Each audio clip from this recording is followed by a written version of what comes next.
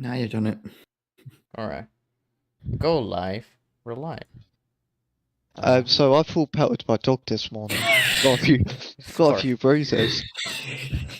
This is. Oh well. You did that to yourself, just admit. I mean, You yeah. saw that one I coming a knew it mile would away. happen, but I tried. I swear to God, I tried to stop it. Okay. Oh, there's my other dog. I won't touch my other dog because he has brains. I thought you were gonna say Oh. he has brain damage and that you didn't want to abuse it, but no, it's just he has brains. Okay. I don't know Well, if he that's might better or have. worse, in all honesty. He might have brain damage, to be honest. I would be surprised. He's currently sniffing beds and not getting in it. So. That's fair. And he Also, the looks Watch like Together link is Vietnam. there. Hey I'm guys, not clicking on hello. it. Is Sky's It's PC not Sonic fixed? 2. My PC was never shedding the bed. My internet was. So, yeah. Is this Sonic 2? This is unfortunately not Sonic 2, Jeb. We're gonna be No. watching a much better content today from Mr. TARDIS. I'm glad you agree. Wrong. I don't agree. Yeah, of course you do. No, Sonic 2. See, the thing is, like, I remember another stream we were like, oh, for Jeb, seriously, Sonic 2 is more exciting than Batman. And that is true. Yeah, I mean, you're weird. I don't know. Like Sonic 2. The Batman is like the film I have been the most excited for since like Endgame. But of course, Sonic 2 beats that for Jeb because that's just how he is. I've never really been a fan of Batman. I was only a fan for it because of Reeves, Patterson, Kravitz, Wright, Dano, and that. It's for the cast because I don't care for the character. I care for the character Sonic. Well, that is very cringe. Like the Batman is the most That's interesting really like character from the cool comics things. I've read. One of those cool things where it's like, I don't care for the character, I care for the character of Sonic. I do. Sonic is such a deep character. That's his campaign model. I care for the character of Sonic. I'll defend this. Sonic in other media is actually a really complex character. That's why, like, people joke about how deep the lore is. Because, like, Archie comics and that, they go all in. Of course. It's really weird. Sonic 2 Sonic's greater cool. than Doctor Who. I No, don't I wouldn't go that doubt far. it at this point. I mean, if it's just New Who, because of course I haven't seen Classic Who, or to a point where New Who was like mostly bad, I don't know. Depending on how good Sonic 2 is, I could see it. But yeah. Sonic 2 is going to be the film of 2022. It is confirmed. It's going to be the film of 2022. It's going to be the only film to come out in 2022. That is right, Jeff. But there's one person who didn't join the watch together. So it's not me. There's Jeb was right. There's Sonic and there's Pooh. I imagine it's Tin who, of course, was late because very classic of her. Yes. Yeah. So let me just, because I forgot to do this before, open the doc that Jeb has with all the instances of Plot Armor and Eve of the Daleks. So, yeah, this should be fun.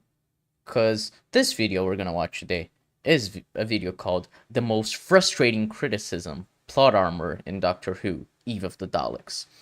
So, before we get into it, shouldn't we kind of like, not give our thoughts on Eve of the Daleks, but talk a bit about the Legends of Sea Devil stuff that's come out?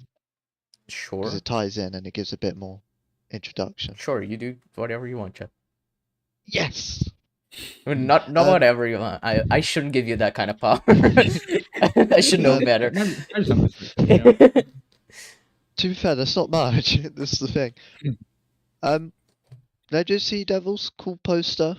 I don't like the text color because it's on a light background. When you have white on a light background, you can't read it. You know, it's a big surprise. The Sea Devils look cool, I guess. I haven't read the Doctor Who magazine, but the Sea Devils do look cool. What's funny, because we were talking about it earlier, is the whole Tasman stuff, and I just don't look like they're doing really anything on it. Yeah, we're covering it, Edgerton. They don't look like they're doing anything on it, and I'm kind of like, oh, okay, thanks, Chibnall. Ah, I was like, yeah, Oh shit, thanks, I was Chibnall. muted. But yeah, is that all you gotta say about Legend of the Sea Devil? Well, it's not. Oh, when it comes out on Easter Sunday, Yeah. which we knew was happening. We just need a trailer, to be honest. I don't know why there isn't one. Yeah, I was gonna say it seems kind of late to not have a trailer. Because what, Uh, 2 weeks away? 2.5 weeks? yeah, but 2 weeks, 3 days. Chibnall. Probably this Sunday we'll get one. It makes sense, I guess. Mm. I And the I just don't other know what one will be when? The last special. autumn, so I'm gonna assume it's October, but it could be November. I think it's October, they said. Right. It's for the centenary BBC celebrations, so whenever that is. Yeah, I was gonna say, but so yeah, we got it still a few months of Chibnall Doctor Who, but it's only 2 more episodes, so we'll survive. And then to probably give context on who Mr. TARDIS is, Mr. TARDIS is a huge, but he's quite a big one. I'd say it's a big one. I don't know how I many think he subs he is. has. I'm gonna check. Mr. TARDIS. He's a good guy, very good 23,000. guy. We just don't agree with his takes, and I think sometimes the way he argues things could be a bit reductive, which you'll see in this video, but I what I thought you mean. were gonna say But retarded. When you started the can be a bit retarded. But yeah, no, it can be a bit reductive. The thing is, I think all of us quite like some of his content, especially when he's like responding to Bolstrek or Doomcock recently or Nerdrotic. Like he and you talking about the ratings of Doctor Who, especially countering Hilver's Babyface. I think he makes like really good videos, but when he talks about like the quality of Doctor Who, I think he misses the mark quite a bit. But I do think he is a good guy, and as much fun as we'll make of his arguments and potentially this video, the like Mr. TARDIS as a person, as far as we know, is a good guy, and we'd happily talk to him about this and whatever. yeah, like he get. So what he's very good at is speaking about the industry itself. That's his strong point because, well, he's in it for a start, but also he brings a lot of perspectives you won't think of. So if I had to point to something, it'd be like his rate videos. I regularly watch them to see whether I'm on the right track because he has all the data and the source to back it up. So he is someone I'd recommend watching, but he isn't always on point, and this would be an example. Part of this will be down to definitions by the looks of it, but we'll see. Yeah, but if you want a good video, the last video he made, for example, is really funny, where he's responding to a Doomcock video that was like, it was about a rumor that Doomcock was reporting on, because Doomcock reports on leaks and shit like that, and it was completely fucking wrong, and it was hilarious to see like way after it happened, well, it never happened, that he was so wrong, and then how like mad he got over something that would never happen. He is a Doomcock, and Mr. TARDIS was making fun of that, and the mentality that breeds from like the way he just reports on things even though they're not true. So yeah, I recommend his videos for the most part. Yeah, to give context on that claim, see, I didn't even know Dewcock did this video, but he claimed that Tennant would return, 13th would go, oh, you're doing toxic masculinity.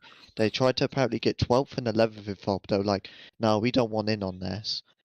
I, uh, I, I Yeah, don't, I don't understand. yeah, and it's especially weird when you think about how the fucking what's David Tennant is is Doomcock's favorite Doctor. So he's basically character assassinating David Tennant for the sake of shitting on the new era. So okay, well, good on you. And like, while defending both Peter Capaldi and Matt Smith, who were doctors he didn't like. So yeah, it's a weird video. But yeah, I think we're ready to get started then. So let us begin.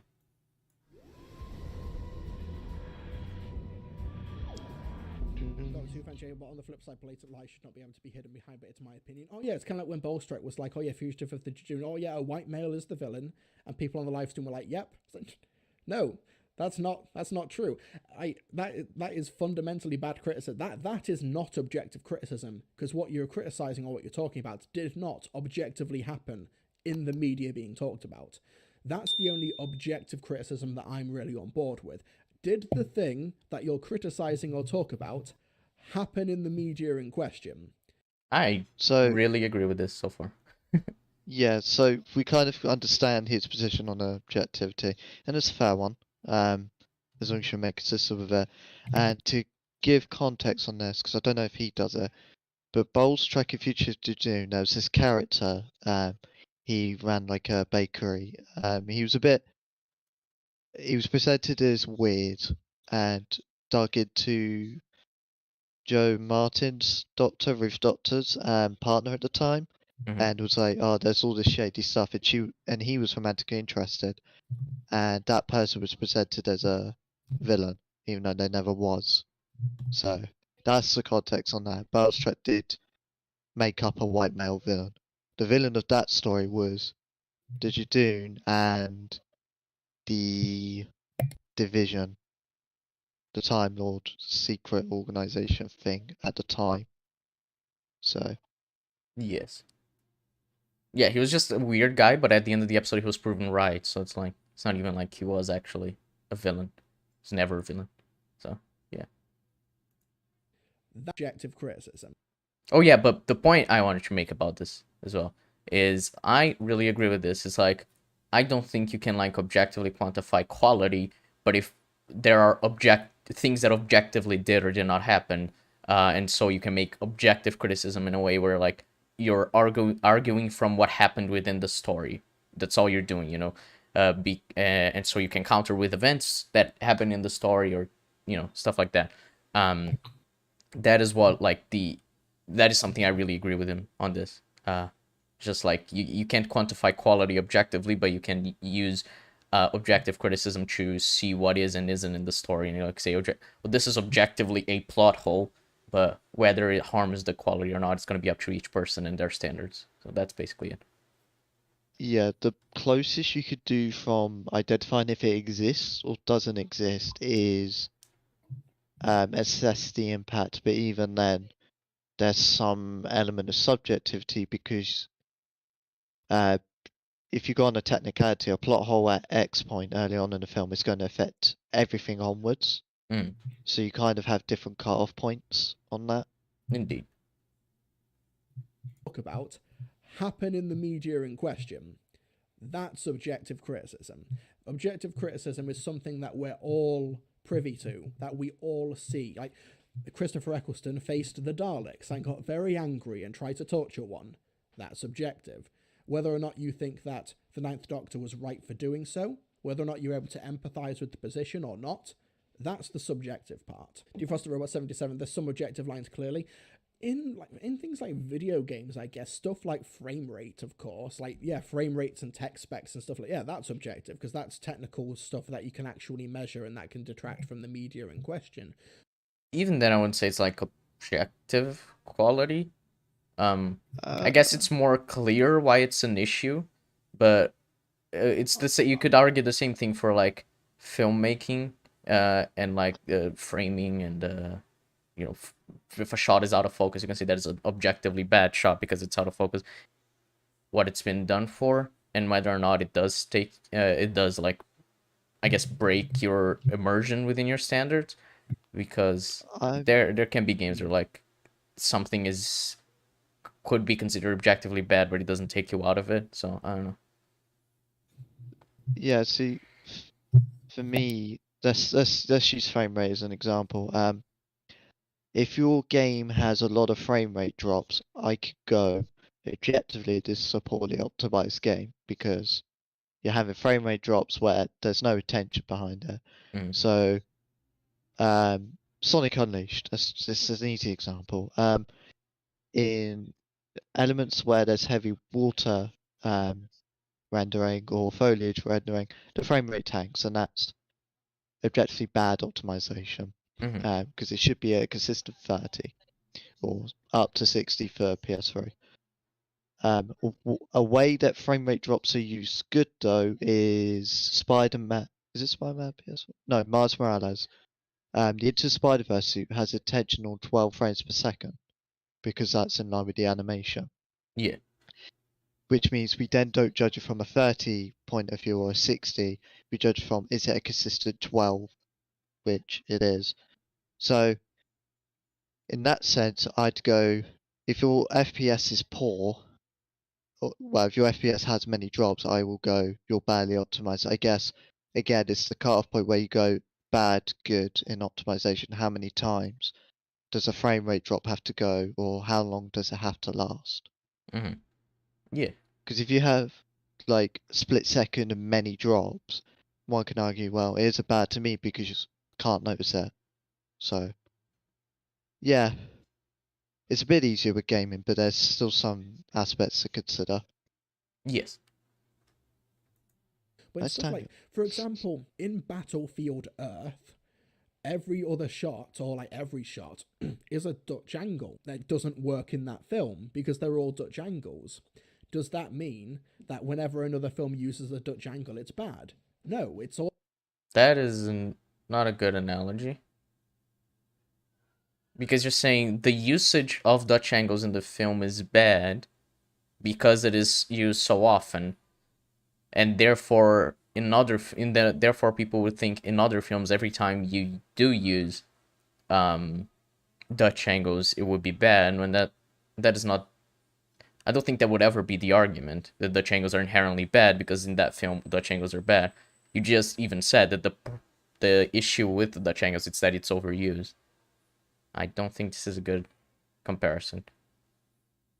If I were to use a comparison, I'd go back to my frame rate one. Is under 30 inherently bad, and all you got to do is go, well, no, here's an example where it's potentially under 30, Mm-hmm. And therefore executes what the aim is to do. all about the execution. It's about the application. You know, it's about the media in question, okay? You can't just, like, it's not cut and dry. I also think that if you complain about plot armor for bad aim, but you are exclusively only talking about examples within the Jodie Whittaker era, that says more about your criticisms and your priorities than it does about the media that you're criticizing. But it says there are, of course, some. Jeb and I struggling to pause. What do you want to say, Jeb? You go first. I get what he's trying to say. It could be presented better because you could just straight up go, if you focus on it only on the Whittaker era and you ignore plot armor in other eras, you are inconsistent. Mm-hmm. There's a bias there, and you have to question why that bias is there. The problem is there's the assumption that people are only criticizing it in the Whittaker era, when that's not entirely true, because I can remember many times in the Moffat era, people were criticizing it. For example, even Mr. TARDIS did pick up on it in Asylum with the Daleks. They said their clarification on that, but there is proof that people have picked up on it prior in the show. Yeah, I mean, the Moffat era especially, I can't remember instances of plot armor, less so in Russell T. Davis's, but there still are, so it's like we will still criticize those the same. It's just that in Chibnall Who it is more prevalent, and that's why we notice it more and mention it more, I guess. Yeah, it's like I remember in Classic Who many examples people were up there, and I'm like, personally I don't know the full context behind them, but what you're effectively doing is going, well, it can't be plot armor because what about this? It's like, well, no, that doesn't matter. They could both be plot armor. Mm-hmm. It's just about context. And from what I've seen in Chibnall Who and my experience with Doctor Who, I haven't seen anything on that level, like at all.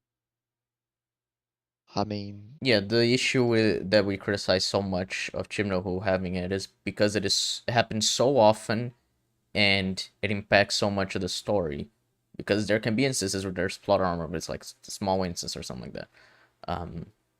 Then we're gonna be like, yeah, that was an issue, but the larger story is still intact. When you have something like Eve of the Daleks, where the episode could have ended like 5 minutes into it because of how dumb the Daleks are, and it's like, well, the plot armor in this episode is really hurting it.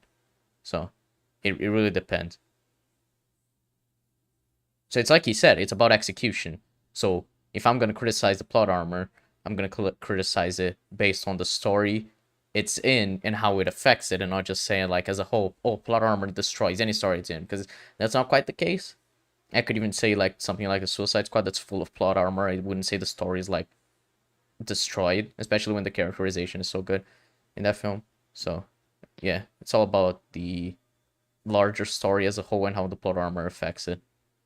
Because I the mean, issue as well is that like I would criticize the plot armor in Shim No Ho, for example, in Even the Daleks, for making the Daleks out to not like be a threat anymore, which obviously is an issue.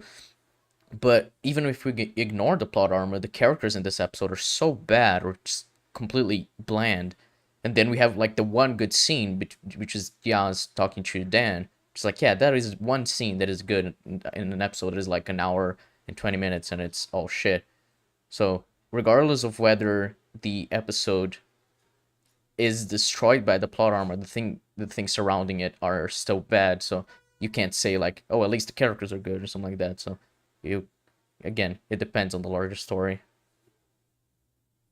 yeah, it's like I can't.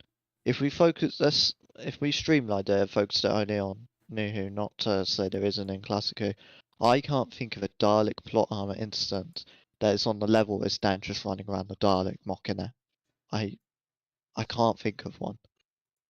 Yeah, that's like one of the worst instances of plot armor I've ever seen. I mean, the closest I could get, the closest you're ever going to get, if you really want to argue it, is Missy in Which is Familiar, where she's putting holes in the Dalek, but that Dalek is getting damaged as that's happening. And it's like, what the fuck's going on? Mm-hmm. Some things you can evaluate more or less objectively, like internal consistency, how much of that matters to you as subjectivity. Oh, yeah, like, for example, okay, here's another example. Let's say for one thing that you could maybe consider to be an Oh yeah, I just saw this in chat. Bad Aim in the chat in the stream. Bad Aim has been in the show since the second episode. Jeb, you remember Rose, right? How you said that the first instance of Doctor saying run, it has plot armor. And it's like, that is an issue with Rose. That episode isn't perfect, and it's something we criticize, and that's RTD Who as well. So Yeah, to give context, in Rose, the Autons that go towards Rose, for some reason they're not using their guns.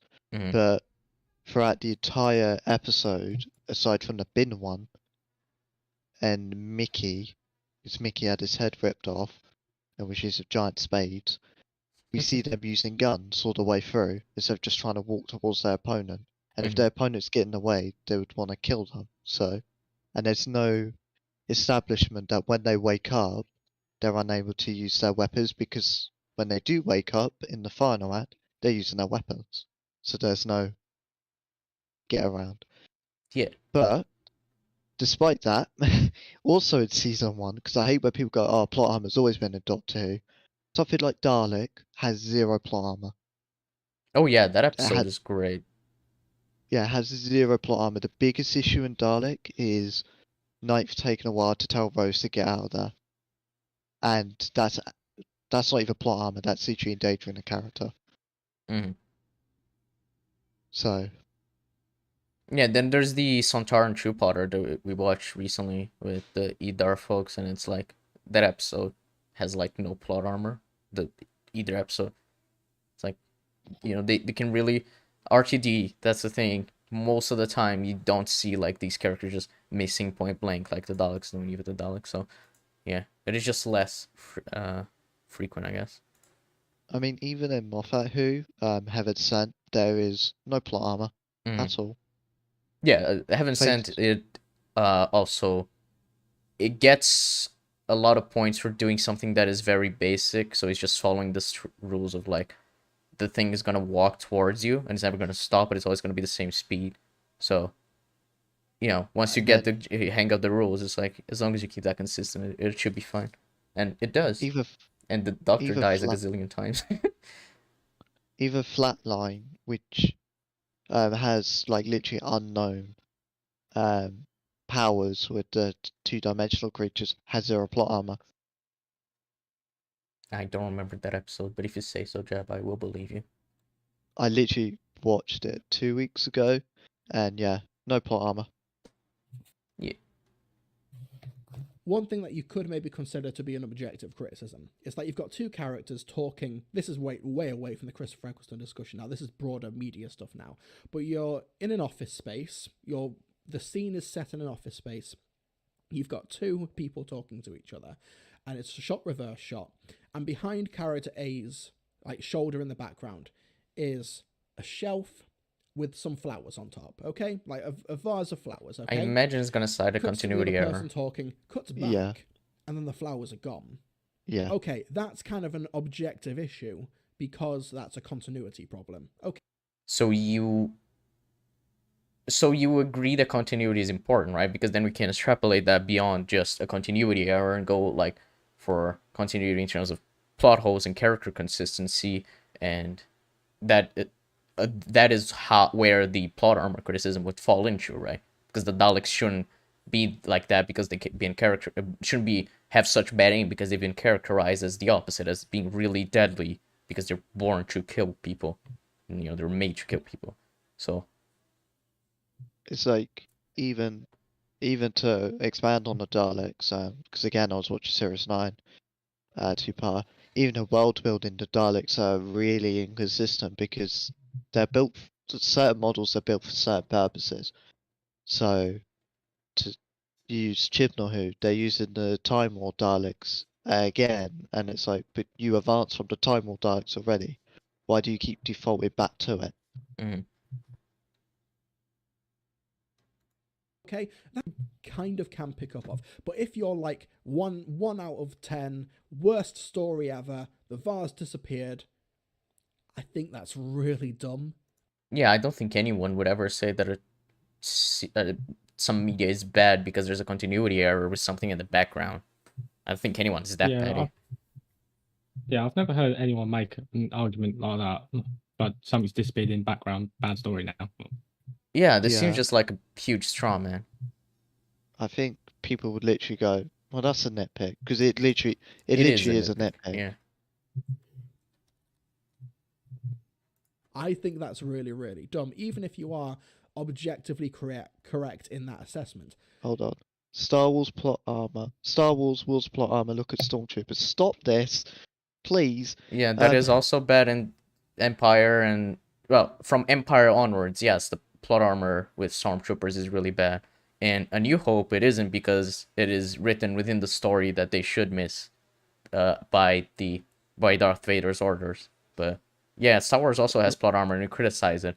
Like, why do you think people criticize the fucking Ewoks in Return of the Jedi so much? It's because the Stormtroopers are insanely incompetent to a point where they are beaten by those fucking like small bears who like shouldn't even know how to fight properly. So yeah.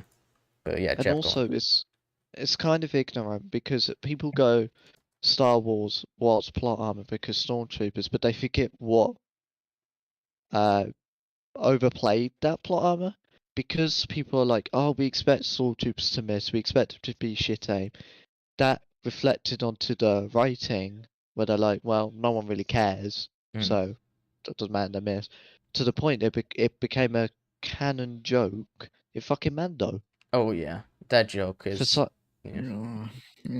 like there's a clear dissonance there because you can't have these expert military fighters that are able to conquer the galaxy, but then be horrible shots. That there's a contradiction there. Yeah, and wasn't the trooper that missed the fucking can in Mando, wasn't he like a sniper or some shit? And it was like point blank. He and was couldn't a even hit. scout trooper, I think, and they're usually like yeah. specialists, like snipers. So like, yeah, sniper being a bad shot. Yeah, fun time. Fucking It's hate like- Mando. It's like you kind of got to understand that if you normalize the plot armor, the writers are naturally going to be like, oh, we could just get away with it and even make a joke out of it because that's what's happened with Star Wars. To an extent, it happened with Dot 2. That's why. See, this is what people don't get either. Daleks became a parody as time went on, part for things like, oh, they couldn't climb stairs, or oh, look at them, they kept missing. And then RTD, after the Wilderness years, had to reinforce them back as a household threat. Yeah, and And now then they're kind the episode Dalek was like, oh shit, the Daleks are actually fucking threatening. They're like, oh, it can't go Like- upstairs, and then it starts fucking hovering. You're like, oh fuck, we're dead. Yeah, and like the whole, what are you gonna do? Suck me to death? And it literally just goes yes and just Yeah. crushes its face with the fucking plunger that everyone makes fun of. Like, it shows they can be threats. Slightly sort of taking jabs which aren't like verbal, but like you can see that like he's trying to do damage control for what's been done to them over the years. Yeah. I mean, like even season 2 and the finale where they're against Cybermen and they just outwit the Cybermen, and it's done. And whilst this humorous scene, you've got that underlying threat. You know they can do this. They have proven it. One of my favorite And scenes in Doctor Who is when in Doomsday when the Daleks and the Cybermen are talking, and then the Cybermen are like, "Oh, you think 4 Daleks can destroy an entire army of Cybermen?" And the Daleks like, "1 Dalek could do that." It's like, man, the Daleks are fucking threatening. I love it. yeah, and it's like, we're now at. It's the thing to consider as well in world building. This is the problem with plot armor. Plot armor. It's one of those that we can argue it's low down the priority, but there's also an understanding that it kind of goes hand in hand in certain areas. So, like the Daleks, it has to go hand in hand Mhm. with the world building and the characterization of the Daleks. They need to be good shots because the world building has demanded them as the ultimate killing machine that managed to wipe out the Time Lords and mean- was about to win the Time War. Yeah, it's they like if you terrified want the Doctor. Time War to actually have an impact on the Doctor, you have to make the Daleks out to be a huge threat, because otherwise it makes no sense for the Doctor to kill his own race to stop the Daleks as well. Yeah, Exactly. like the entire sort of premise and crux of New Who, how it started, was the Time War and how fucking disastrous the Daleks showing up can be, and them turn into a joke just kind of diminishes that if you think about it. Yeah, it undermines the Time War arc. It's the same with Sontarans because Sontarans also went under this flag. And again, I have to explain to people these are clone bred for war. They felt they were ready for the fucking Time War. It's like you kind of have to have them be good at their one thing, and that is shooting. It it's like expecting the Cybermen to have emotions. It's on that level. The Daleks are bred for killing. Part of that is if they can't kill, they're fucked. If the Cybermen have emotions, they're fucked. Both of these as examples.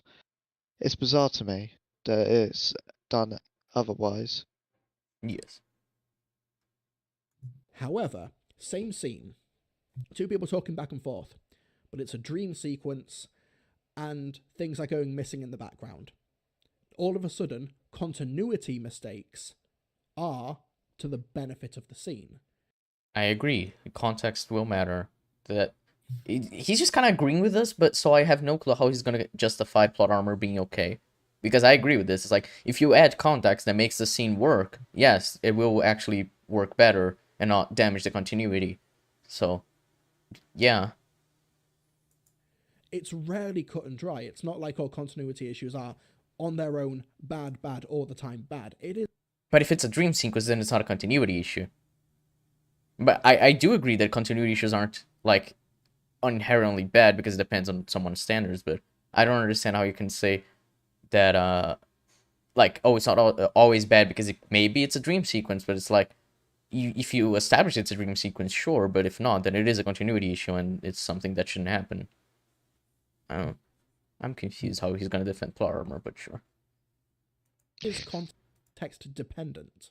It's context dependent. I agree. And all of a sudden, it creates that weird sense of unease, and it's also making the audience look out and check out details in the frame. That continuity issue then becomes about engagement, a different way to engage the audience in the drama of the scene. Oh, and also Chris Johnson in the chat. Hello. Objective versus subjective is so blurred nowadays by folks' inability to understand or convey subtlety on social media.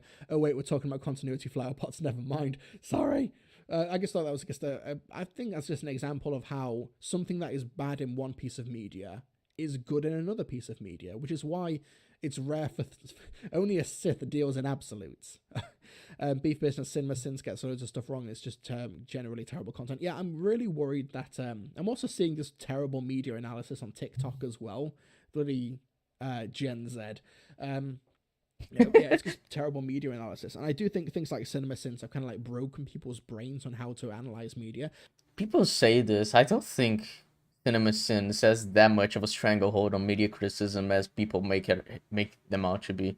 Like, they're not that prevalent. Most people see CinemaSins as either just satire or they're so bad they're a joke and they don't take them seriously. That's at least how I've always seen them. Like, as of late, like, a lot of people don't, like, I think for like a period people did sort of take them a bit seriously, but then, like, as of late, like, everyone's just realized, oh yeah, they're talking out their arse 90% of the time.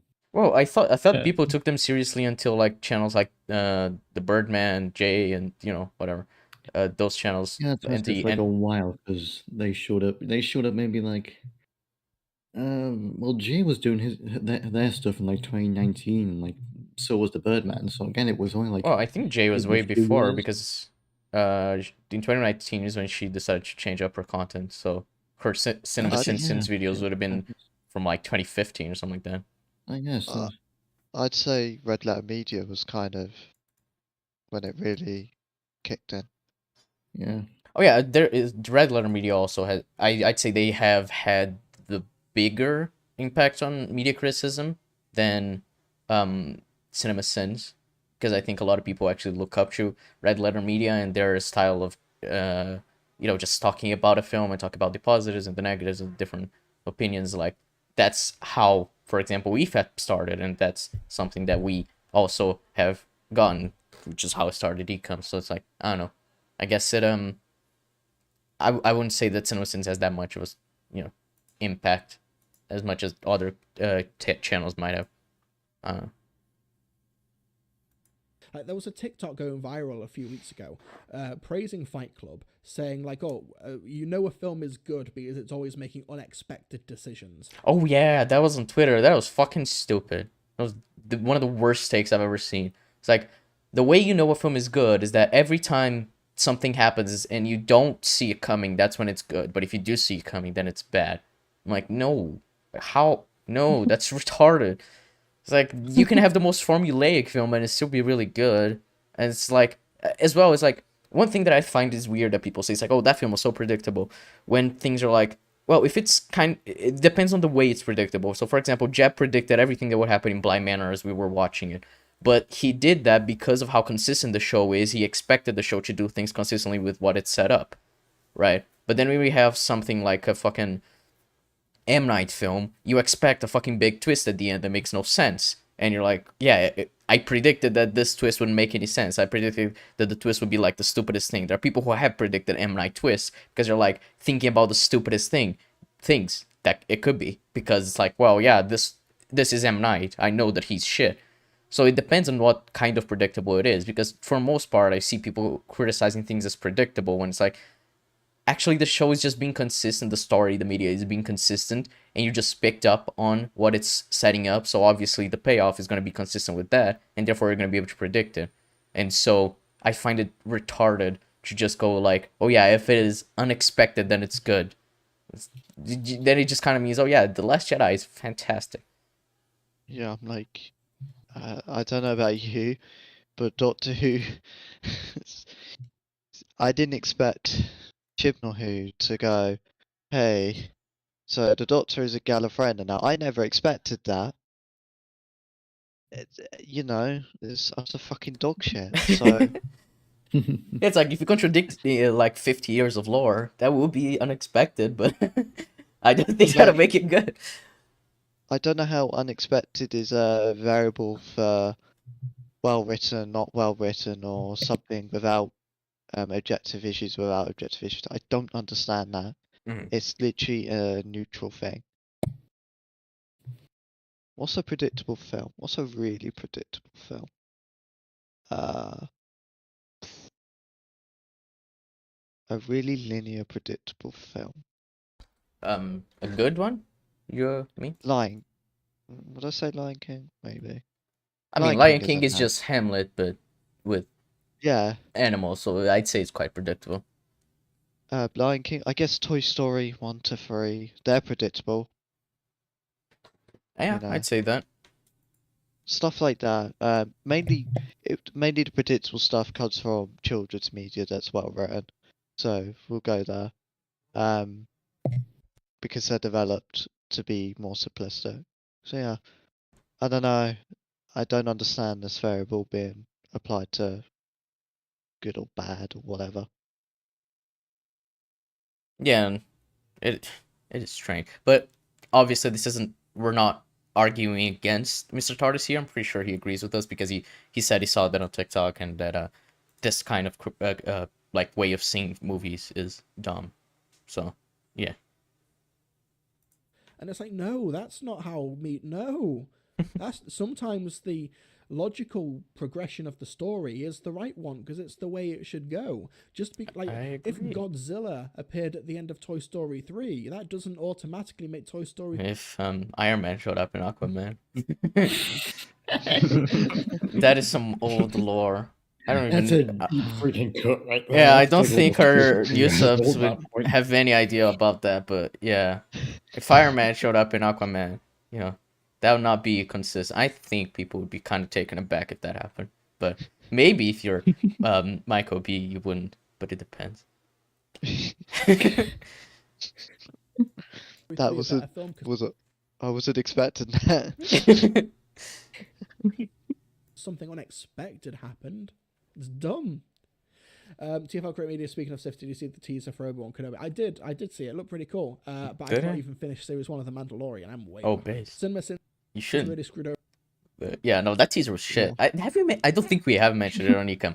That teaser was No, we haven't. so bad. Jesus. It is like the most flat lighting with the most unimpressive cinematography where it's just everything is like sandy and gray, but there's like some neon signs and everyone's like, oh my god, that looks cool. Plus the dialogue seems like really fucking shit. And yeah, the thing that annoyed me the most is cinematography, but yeah. Music's good, but obviously they're taking it from Revenge of the Sith, so who cares? And there was that fucking design for the Inquisitor as well, which is just Oh yeah. that's just funny. As someone who hasn't seen the animated shows, I don't really have an opinion on like how they changed it, but just from like seeing it without knowledge of other things, they look like the most generic like extra background characters you'd have. It's like, oh, they're actually supposed to be like these huge threats. I'm like, okay, they don't look like it, but it's fine. Yeah, I think the weird thing about it as well is that you've got the same race in the prequel, so you've got precedent for doing the makeup for these aliens in live action, but instead they've just taken the laziest route. That does sound like Disney, yes. It's weird because they've just announced today they're delaying the show Oh yeah, Yeah. to late May. oh, It's- May I think it's 23rd, I 27th. think. I think it's 23rd. I remember reading it. Yeah, it's 20th something. It's not the 25th, I think. Mm, I don't remember. It just showed the first episode date, May 25th. So that's funny, Jeff. It is not the 25th, Oh. except it is. So. And it'll be first 2 episodes airing. I want it to be good. I don't think it will be It at probably won't, but I'm gonna watch it, even though I Yeah. haven't seen Book of Boba Fett. So like I just really don't care about Star Wars anymore, but I'm gonna watch it because I like Ewan McGregor and I'm curious about Hayden Christensen getting back into the role. all. Well, there's something interesting as well. I follow London Film and Thingy Comic Con, and one of the announcements is related to Darth Vader, but they haven't announced who the actor is. And I'm like, well, why is this actor being kept hidden? Unless the person who's under Vader is Hayden Christensen, or it's going to be a big reveal. I don't understand. mean, I don't Like- see why they revealed. I'm pretty sure they announced like ages ago that he was going to be in the suit. I don't see. This is the thing. I don't know. I don't know because if they've announced he's going to be in the suit, then I don't know what the fuck I'm pretty sure London he Comic Con wasn't. are doing. He wasn't announced to be in the show as Anakin. He was announced to be as Darth Vader. So like, There was an article I read about like there will be 3 actors playing Darth Vader throughout the show, one voicing, one doing the stunts, and then Hayden Christensen when they're like shots without the helmet.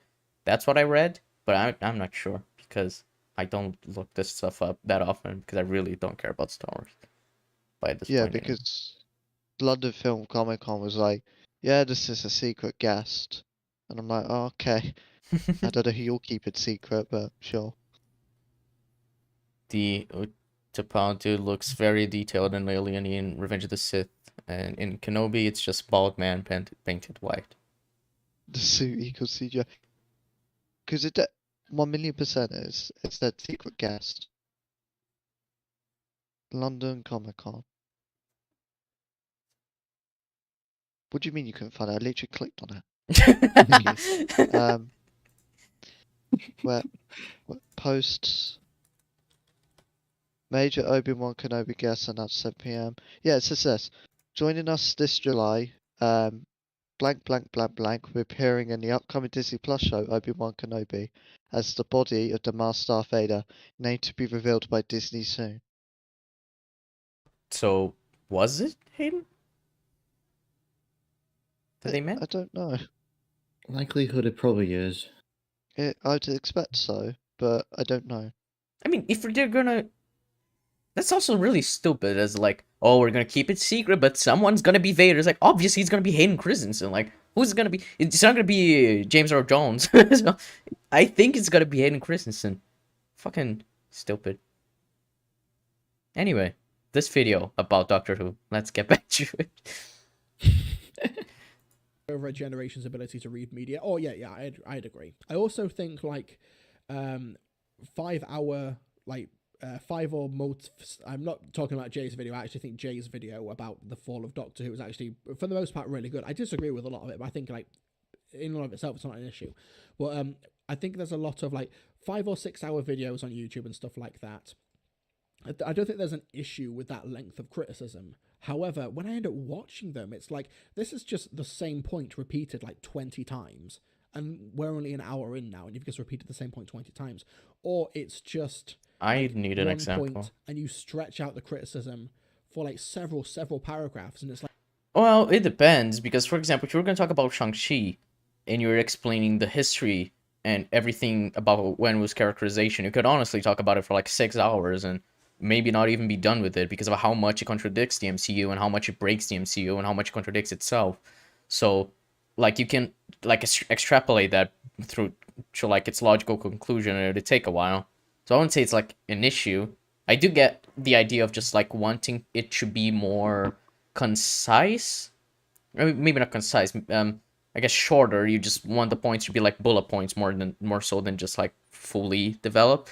I much prefer when things are like explored to like all the depth they can. Even if in my Shang-Chi video or in Mad Vickets we didn't like go fully in depth into these things, but there are things like if you were to make a video about Shang-Chi that was like 6 hours long, I'd probably watch it just out of curiosity about how far you can take when was history contradicting the MCU. So I don't know. I guess it's up to each person's preference. But yeah, I don't know. I really like Mahler's style of content because of that. Because I think he tries to go like through every logical extrapolation of the issues he mentions in his critiques, at least in the Rider Rages and shit like that. It's usually more shorter, not going to like that much in depth. I don't know. What are you gonna say, Zod? Yeah, I'll tell you, it all depends on like how much you want to go into like the particular issue, like how much it affects the media as a whole, or like how much you want to go into like the potential defenses for it, or even if you want to talk about like why the type of criticism you're making is like important to go through. Like I say, when Mauler goes through the just the nature of contrivances. Like, like this can all be important things to talk about and understand, so that you can understand the standards that the person making the video has. So yeah, so you can just understand really what their point is.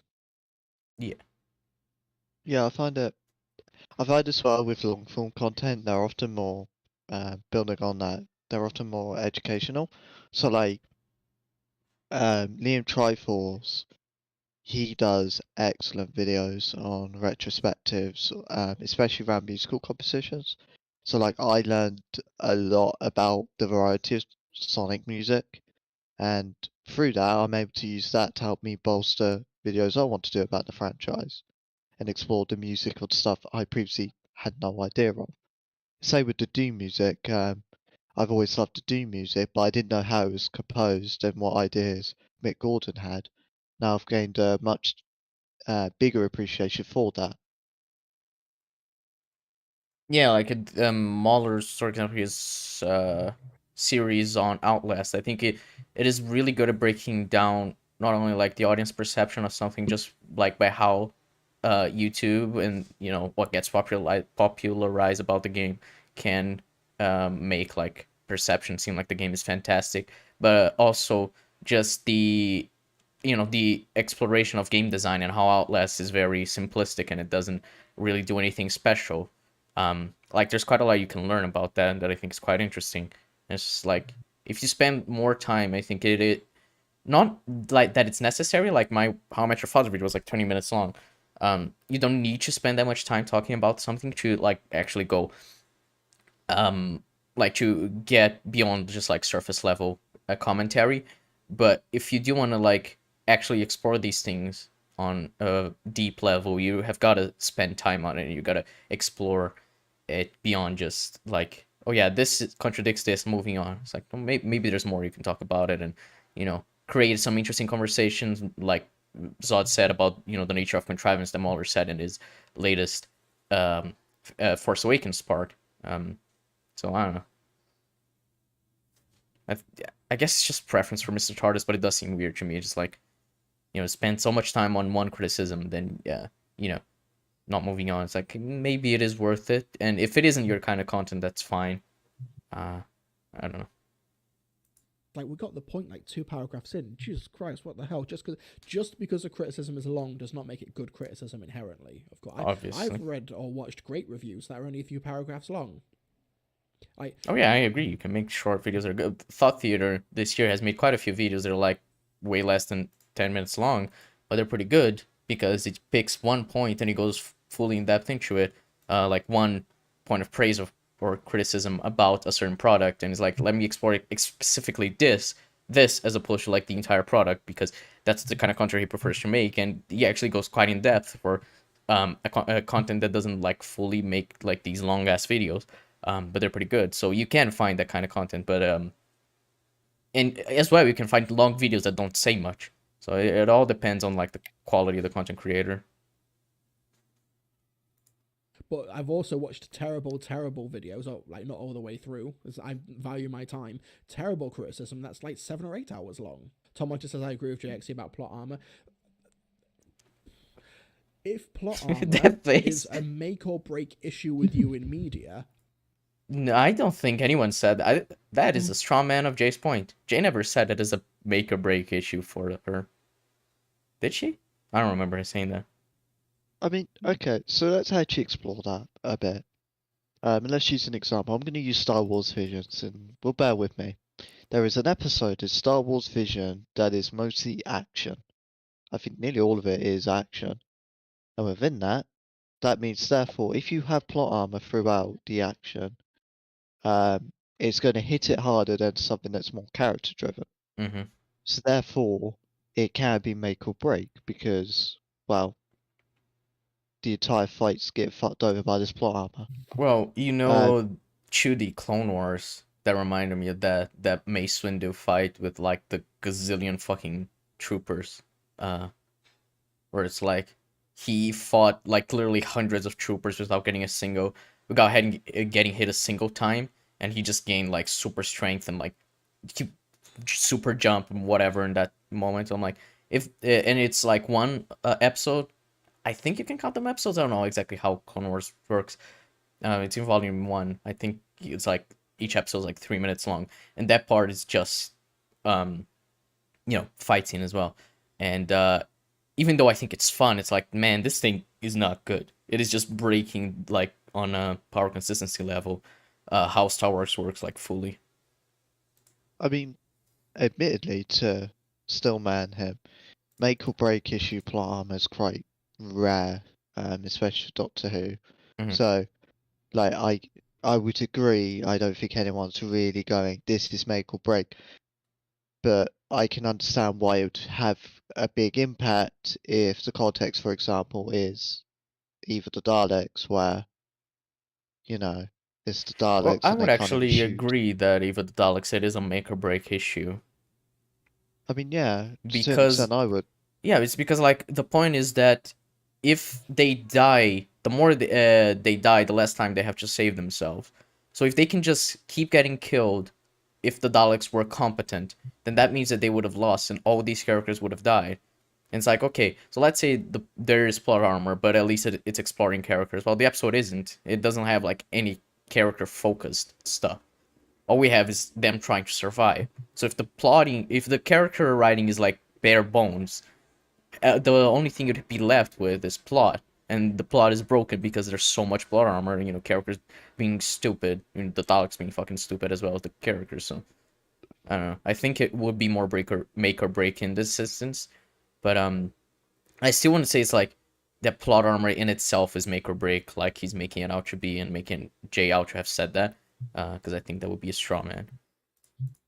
I mean, to put it this way, neither the Daleks, they can't even shoot. They've never shot a mobile target in an episode. Mm.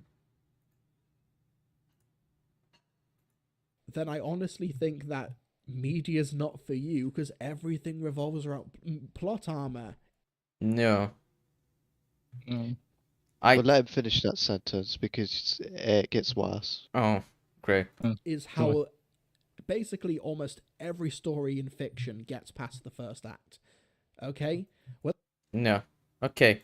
No. Let's mention a film, Fight Club. Okay, that has no plot armor, especially in the first act. Because they only start fighting later in the film.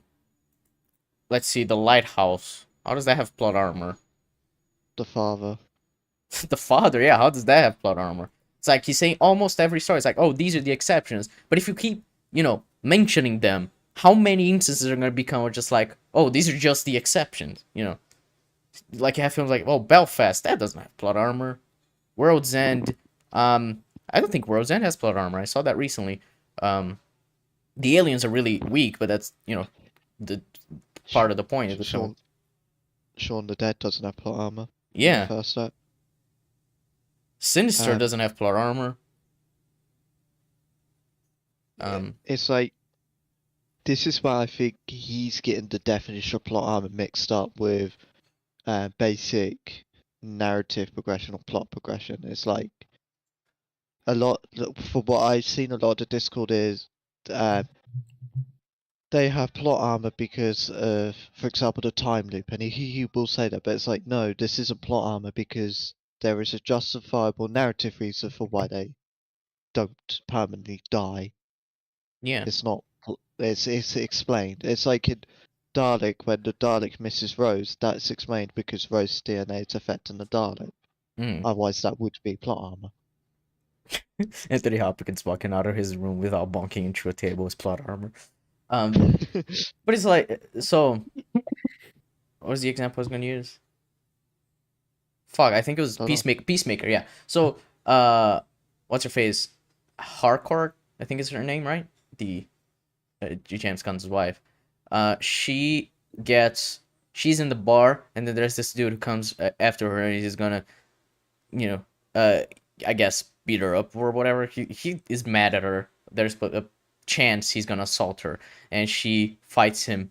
Before that, she holds his arm and is just like, you get the fuck out of here. And it's like, oh, she has plot armor because she was able to get out of that situation. It's like, no, she had training, and that's how she was able. So like Mr. TARDIS was saying, it is dependent on context. So if the context shows that a character can get out of that situation on their own, then that isn't plot armor, that's just being consistent. So in situations like in Agents of S.H.I.E.L.D., where Agent May just gets out of like an impossible situation, that's consistent because we know the insane level of preparation that she has. Which is why the scene in Bahrain, even though it would be impossible for her to get out of there, it isn't impossible because she is the cavalry. So, yeah.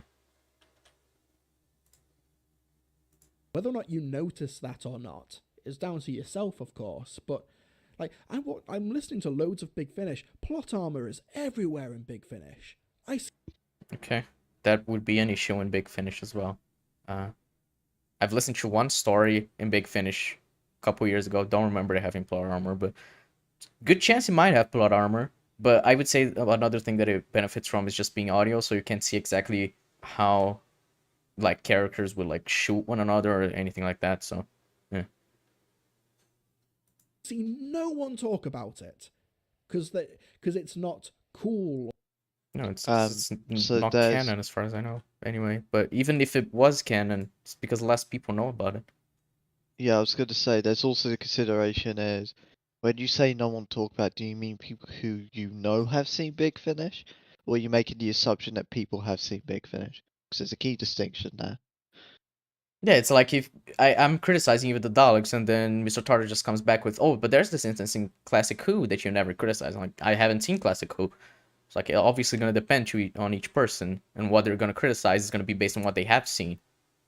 And it's like, I'm going to praise, for example, I'm going to praise the first 4 seasons of RTD Who way more than season 5 of Doctor Who, of New Who, because I haven't seen series 5 in so long, and I haven't rewatched it yet. So it's like, it's always going to depend as well on like people's perceptions and memories. Like you said, it's like if you notice it or not, it's up to you. But I can't notice it if I haven't seen it, or if I don't remember it. And that's why, for example, if I criticize even the Daleks, I'm not going to be mentioning like Plot Armor in Series 7 because I haven't seen it in so long that I wouldn't remember it all that well. Or you don't get much social media clout for criticizing Big Finish plot armor, but you do for complaining about Sontaran bad aim. We also got a super chat from the Gurkhaman, a £10 super chat. Thank you so much to the Gurkhaman for the generous super chat. Actually, I just took a second to process that comment. It's a bit disingenuous to assume people complain about it for clout, because if anything, if you complain about plot armor, you're more likely to get negative feedback, because to be honest, the Who fandom on Twitter, they don't see plot armor really as an issue. And that's whatever. I would say that it depends on 2 things. Firstly, that there is another audience that is like not related to Doctor Who, but that does like to complain about stuff like plot armor, which would be like the kind of EFAP audience, that's like all about internal consistency, and therefore if you complain about that, even if they haven't seen Doctor Who, they're going to give you positive feedback. But there's also the idea that Mr. TARDIS may have been using clout to mean just attention in general, and whether it's positive or negative, that doesn't matter. All he means is like attention, which even if it's negative feedback that you get, it would be attention that you're getting. So he might mean that just to steal momentum, I guess. I mean, because to offer an example, I remember when Terry's complained about plot armor with Sontarans, and even with the Daleks, he got lambasted for that. So it's kind of like, at least in that community, plot armor is seen as, why are you doing this kind of issue. Mm-hmm. Wonderful chap. All of them. I don't get this idea that CinemaSins created bad film criticism. If people don't understand media, then it's the fault of their parents and their schooling. Also, watch Star Trek Deep Space Nine. I would agree with that more so than with that CinemaSins did it, but it's like, if you don't understand film, it's your parents' fault. Like, okay, your parents need to teach you how to understand film is an interesting take. I think there are more important things related to parenting, but I get the idea. It's like, if you aren't educated about understanding media, then it isn't like CinemaSins' fault. It is more on you for not seeking out that kind of knowledge. Or, well, that's not what he said, but the point that I would agree with is, you need to seek out to be more knowledgeable rather than just have a tunnel vision kind of view of just watching CinemaSins. Which is kind of the point of what we're trying to do in ECUM, which is to, get different perspectives and watch different videos, which is why, as of recently, we have changed a bit in terms of how we talk about, like, different standards, as opposed to just being like, oh, you're wrong because this is objectively bad. So, I don't know. But the idea that your parents and your school need to teach you how to understand media is hilarious. It's like, I can just imagine you're a toddler, you're sitting there with your, like, I don't know, alphabet, fucking squares, and they're like, that's not spelling plot hole. It's just like you put your child to watch The Lion King 1994 and then 2019. You're like, child, you need to tell me why the 2019 one is bad, or you're not leaving this room. You need to understand it, child.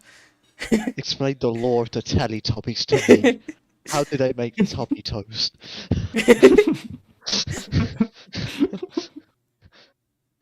What is the technology behind the television bellies? You need to explain it to me in detail. How does Bob the Builder build everything? Sure. I would actually campaign for this because it's too fucking hilarious. It is too funny, yes. If I ever do have a child, I'm gonna sit them in front of a TV and fucking put a bunch of films just to teach them how it works, how filmmaking works. See this shot, Teletubbies is a fucking masterpiece. It's a wide shot. Look at that composition. To watch Deep Space 1 through 8. Oh, what? E3 has been cancelled? Wait, what's been cancelled? E3? Has it been cancelled in the sense of they're not doing it again this year, or is it cancelled for the future? Because I saw the headline say physical and digital, which got me a bit concerned. Oh, no, in It's done for this 2023. year, In 2023, it's gonna happen. They confirmed that, so it's only this year.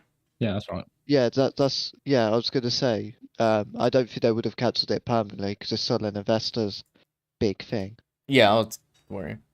I'm Sky's child. Yes, Naira, I'm gonna teach you about media literacy. Predictable joke. I don't know. CinemaSins did not create bad film criticism. However, because of algorithms and their very good use of like YouTube algorithms and stuff like that, and everything, and being able to cultivate an audience, it was like, I think it was the most widespread bad film criticism. Obviously CinemaSins did not create bad criticism, of course, but I did think it found a way to spread it and come on. I'm just gonna check something out of curiosity to see if they aren't the most. So Cosmonaut Variety Hour, he has 1.27 subs. I imagine CinemaSins is gonna have like 1.27 subs, million subs. Oh, CinemaSins is like almost 10 million, but their videos, Fucking hell. their videos don't get even like 200k views usually, and they upload like 5 times a week. Jesus Christ, that is a lot of videos. So they're kind of like Watch Mojo, where they upload so much that just keep gaining subs and views, but they don't actually get like that many views on one video specifically. But yeah, I guess you could say CinemaSins is like the most widespread, considering 9 million subs is insane. Modify it to an extent, but also if people don't understand media, then it's the fault of their parents and their schooling. You can't. I wouldn't go that far. Like, I don't think there's a way for basically it's all about growing into yourself as a person, understanding that media is created by people, and also acknowledging that sometimes films are going to be from perspectives that are not necessarily of your own. There's a great piece actually right now we've had a friend of the live stream, Darren Mooney, who's done a great article based on the reaction to Turning Red, the new Pixar film about a 12 or 13-year-old Chinese girl who lives in Toronto and she becomes a panda. To give context, apparently Turning Red is this big disaster film that indoctrinates children as pedophilia and that. Haven't you seen the film, Jeb? Pardon? Haven't you watched the film? Yeah, I saw the film. No. It's really overblown. It's insanely overblown actually. It's what it does is it presents a genuine perspective what it's like to be, I'd say roughly 12. I think she's 12. Who's just started their period. Would it be 12 then? I don't know. Young, like a child that's go through puberty, go through period, go through feelings for guys, fascination with a boy band, you know, that stuff. I present it from their perspective. All the whilst dealing with overbearing parents, and this red panda is the spirit animal in relation to Asian heritage, and that acts as an allegory. The shit I've heard on this film is insane to me. Yeah, Um, as far as I know, it's like it's about puberty, and people are like, "Oh my god, it's indoctrinating people, and it's about grooming and pedophilia." And it's like, you do know that children do actually go through puberty, right? And exploring that isn't bad. like, the most you're getting out of that is there is a scene where she develops a crush on what seems to be this older guy, who works at a shop, and she does drawings of that of him, and the mother finds out and confronts him, and it's like, why you speak to my daughter and that, and then the guy gets afraid. There is literally no relationship there. She just fantasizes over him, and it's instantly done with because the mother gets involved. So it's doing the And opposite it's of grooming children. yeah, it's literally doing the opposite. It's presenting that this girl is fantasizing over this guy, and she's being protected by her mother. To put it this way, the girl and the guy never speak. They don't say a single word. Actually, they may say one, but that was only because she was being served in the shop, and it's just, oh, here's your product. That's it. Bear in mind, I She- don't like this film. I don't like this film. Wow, you're a pedophile. I can't get on board with the animation. It took me right out of it. But if you like the animation, whatever. But yeah, overblown. Becomes a panda, a big red panda, when she's experiencing heightened emotions. And there was massive discourse about how people were like, oh, because it's about a young Chinese girl, teenage girl, like the film's not for me, I can't empathize with it. And that's incredibly concerning. And there's let me find it real quick, a great write-up by Darren Mooney on The Escapist. Turning red is a reminder that cinema is an empathy machine. And this bit particularly really, really stood out. Where's the paragraph? Here we go. Yeah, it seems like the implication that what separates Turning Red from movies like Shazam, which is a similar to coming-of-age teenage story and everything, about a young Chinese Canadian girl is that it's a movie about a young Chinese Canadian girl rather than a young white guy.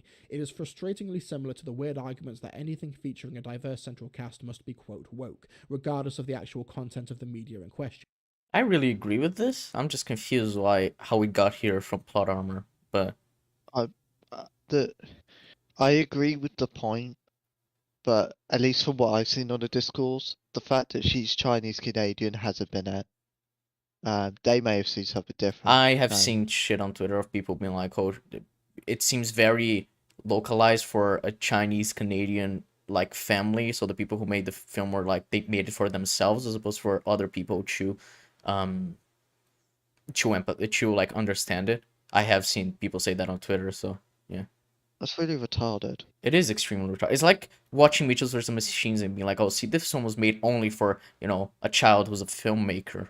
Because if you're not a filmmaker, then you can't empathize with her struggles. It's like, that is retarded. Even though I am a But filmmaker and I do empathize with her struggles, but there's a lot of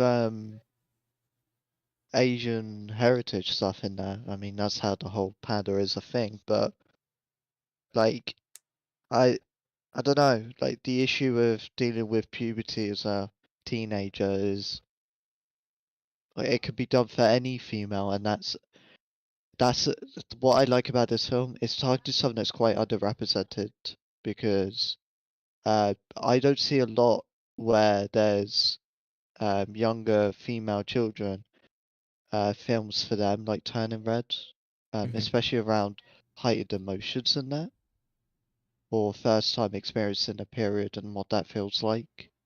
Not to say it has to go into fucking detail, you get what I mean, but like in an allegory sense, this does it really well. So I don't know, it's weird. Um, there was something in the back of my head. Tinky It, Winky it, is pushing the gay agenda. I'm sorry, I just needed to read that because Nairo said that. Like, by this logic, I can't emphasize with fucking Kung Fu Panda because not only has it got heavy Asian motifs, You are not a it's panda. about. Yeah, I'm not a panda. I'm not any of these fucking animals in life. Unfortunately, Jab is not a panda. We wish he was. Would make ECUM more interesting. What Kung Fu Huh. Panda animal would I be? You'd probably be that fucking what's his name? The one who teaches oh Shifu or Uguay? Shifu. Oh, red panda then. Yes. I get Jab vibes from him. Oh, okay. I mean, it's probably the sarcasm. Yes. I do need to rewatch the Kung Fu Panda films. They're fun. I just remember I have never seen Kung Fu Panda 3. It's the worst of the three, but I still really like it. Obviously I've seen people like SK say it's pretty bad. Their arguments have water to them. Water have weight to them, but I haven't seen it Fuck. to fully commit. Right. I do disagree with some of them. Like, for example, what was one of them? It was related to no one ever told Poe about there being other pandas.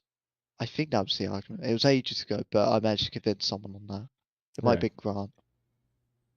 But yeah, it's the worst of the three. It's definitely the worst of the three. Two's the best. See, Adatron hasn't even seen Chew, so How have you not seen? How have you not seen Kung Fu Panda 2? Like, I have to question those people because that was everywhere. it was. Even I have. It's a 10 out. I have it as a 10 out of 10. It For me, is. it's that good. It is not better than Rango, but yes. It's better than Rango. It is Better not than better Rango. than Rango. Rango is the best animated film. It's better than Rango. Rango is easily the best animated film. We should do Better a than Kung Fu Rango. Panda 2 versus Rango ECUM, where we just all four of us watch both films and we just gush about the Chew, and at the end it's just me and Jeb yelling at each other. Should be fun. Better than Rango. See, Naira knows. Naira loves 2. Kung Fu Panda 2 Naira, do you is. love Rango? Tell me you love Rango. That film is brilliant in every way. It has the I best. will say, The animation in Rango is way better than Kung Fu Panda 2, and you gotta give me that. I will say this. I will 100% say this. Rango is not overrated, underrated. Rango's underrated. I don't see it get talked about. Yeah, it is not talked about enough, but it is fantastic. Have you? You need to remember Kung Fu Panda 2. Kung Fu Panda is Kung an Fu actual Panda. masterpiece and ironically genuinely amazing movie, and you see Rango. You have got to see Rango. Rango is beta compared to Shrek. How dare you? Haven't seen Rango. See, we gotta do that econ on Rango and Kung Fu Panda 2. It'd be great. Bam, bam. See, one of the best anime scenes of all time is where Poe is accepting the truth about what happened to him. It's such a well-earned moment. One of the best It animated is- scenes of all time is when Rango crosses the road. It is such a well-earned moment. Fuck off. And also Shen is like, I thought Tai Lung was a good villain, but Shen is like, yeah, let's beat that. Rattlesnake Jake is literally voiced by Bill Nye. Who is Shen voiced by? I can't remember. Who is Shen? Is someone popular? Kai is voiced by J.K. Simmons, I know that. But the thing is with Shen, I like from his very first scene, he establishes he is the most skilled fighter. Oh, he's voiced by Gary Oldman. There we go. Fuck. He isn't the most skilled fighter, so he's just like, nah, I'll fucking kill you with my cannon. I'm like, yeah. People don't That's talk fair. about Rango because it's artistic. I mean, yeah, it gets extremely surreal at points, and like you said, kids don't get it because it not only does it reference so many old westerns, but it is also based on like, I guess subverting the hero's journey, which is extremely like not something that you see a lot of people talk about. It is an interesting film, that I think most people wouldn't get because it is very not. It was way too mature for a children's film, which makes sense because Gore Verbinski is just like that.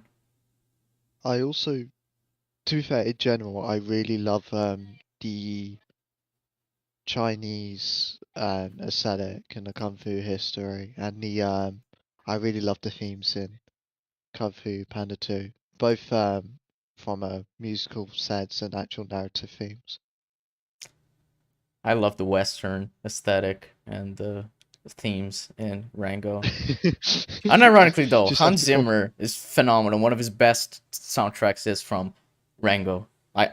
I used a bunch of the tracks from Rango in my latest video because it's just so good.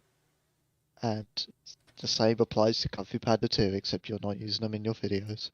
Yeah, exactly. If I'm not using them in my videos, then what's the point? Name a single Kung Fu Panda 2 track by Hans Zimmer. I don't know exactly. That's the point. I barely listen to it. You know. That's a you. I think that's a you issue. Oh no. I would avant-garde, but still, yeah, I get what you mean. I really love Rango, to be fair. I just prefer Kung Fu Panda 2 because Jack Black as a fucking panda has managed to do a 10 out of 10 film, and it's like, oh, okay. You know how they animated Rango? Yeah, it's brilliant. The way they animated it is they had all the actors act out the scenes and they shot it with that, and that's how the audio was recorded as well.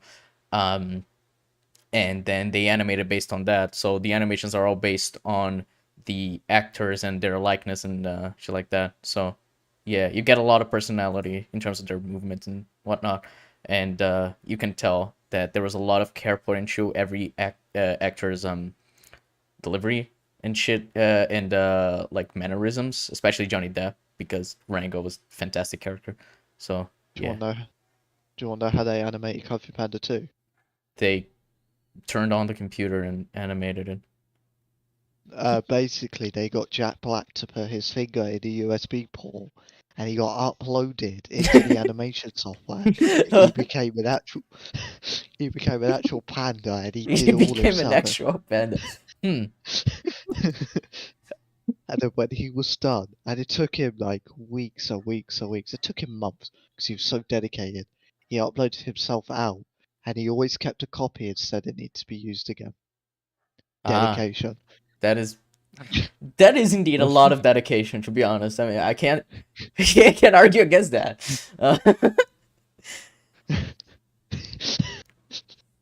And also, Kung Fu Panda 2 has Jackie Chan, and he's a monkey. Fucking Rango has Alfred Molina. That's not. I don't think that's Jackie Chan. Do you? Timothy think- Oliphant plays a character that is a reference to Clint Eastwood's Western heroes. So that's beats you. How is Kung Fu Panda 2 at 67% on Metacritic? Are you all like nonsense? Are you all Oh no. Oh, Seth Rogen voices Mantis. This is a problem. This is an L for me. Oh yeah. See? Rango doesn't have bad voice actors, so I beat you there. Well, hang on. Seth Rogen's good as Mantis, but Seth Rogen is Seth Rogen. Exactly. So I win. But it does have James Hong, and he's Mr. Ping. So anyway, Doctor Who. Yeah. Yeah. This is a preview for the ECUM I mentioned. So yeah. There's the uncomfortable implication that the story of Melee is somehow less relatable to audiences than stories about fish, robots, or rats. Those examples being Finding Nemo, WALL-E, or Ratatouille. The idea that, I can empathise with a story about rats, I can empathise with a story about talking fish and robots and toys and everything in between. But a young Chinese girl from Toronto? Nope, that's the line. I think that says a lot about how the empathetic capabilities of somebody. And I think it's very disheartening that that's a big part of film discourse and media discourse. Like, basic empathy is off the table for many people. And we also have Darius with a £2 super chat. Wonderful chap. I've noticed the colour, but I do agree because we often see it obviously with content that's more with the fandom menace, where it's a lot more this is woke or that is woke, and it's not entirely considering the context behind it. Hmm. Yeah, just because So- you're telling a story about a minority, that doesn't make it woke. It just means you want to tell a story about the minority. I mean, they don't even know what woke means, so. I mean, a good example, because I watched it today, is Agents of Shield. Like in season 2, they incorporate the lead actress's Asian heritage and made that part of the story to explore her character's heritage. Which is interesting because Chloe Bennett had to change her name because of her being Asian and not getting any work because of it. So it is.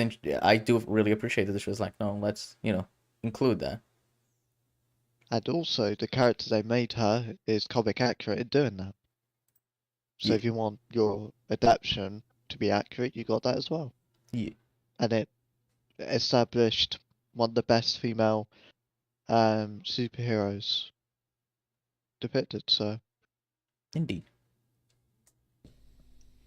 All of them. Sontarans, what about stormtroopers? P.S. I'm joking. Yeah, if it's weird that a criticism used for fun against Star Wars for decades and decades. I mean, you can make fun of it and still see it as a real issue. That's how we've been watching Flash, and we have a lot of fun laughing at the show. It's like, oh man, this show's so stupid. That doesn't mean it's good because we're not taking the show seriously. We just know it is shit, so we're not gonna take it seriously. And it's the same thing with Stormtroopers. Like, yeah, they're aiming shit, and it's like that's funny because it has remained really shit. So watching Rise of Skywalker for the first time, that was hilarious to me because I was laughing so much at how bad it was. So I don't know. also like if we were to still man this, so we go fun in the sense that it was never really a serious issue. It was just a jest. The people that do that is not us. Like what our standards are. It's all the people who don't really care about plot armor because they don't take it seriously in the first place. Mhm. So how can it be the one that's taking it seriously? It doesn't add up. With plot armor stormtroopers, I've always found it an issue. Yeah. I laughed at it when it was in fucking Mando. Jesus Christ, when it was in Mando. I laughed at it so hard, but it still annoyed me because I'm like, they shouldn't be like this. Yeah. All of a sudden became a point of contention and scorn for Doctor Who. I think that pointing out plot armor is not inherently an issue. Pointing it out is not a problem. But basing an entire opinion or a viewpoint or a criticism against the media in question based on the plot armor, that's dumb. Right. So, So I agree with what he said, except when he said criticism. Because if you Yes. paint your entire analysis of something based on, well, there's plot armor, therefore bad, then that's not good criticism, because you're missing a lot of what's surrounding it. So my example will always be the Suicide Squad, because that film has a lot of plot armor. It's like, well, if you just say it's bad because plot armor, it's like, well, it's a 1 out of 10. There's so much plot armor. It's like, yeah, there is a lot of plot armor, but you're missing a lot of stuff in that film that is of value. Like, you can't say the characters in that are bad. Like, if you look at Ratcatcher 2 alone, and you just say, oh, it's bad because that's plot armor, you're just like, man, her character has so much that can, bring that film up from being like a 2 out of 10 or whatever the fuck you want to call it. But I agree. I agree with that sentiment, but then when he says base your entire criticism, it's like, no, plot armor as a criticism in itself is fine. That's why I'm confused here. It's like, yeah, you can use that to criticize something. So either he phrased himself really poorly because this is an unscripted live stream, so potentially, or he really just does not think that you can use plot armor as a criticism in and of itself. It has to be more than just, oh, there's plot armor.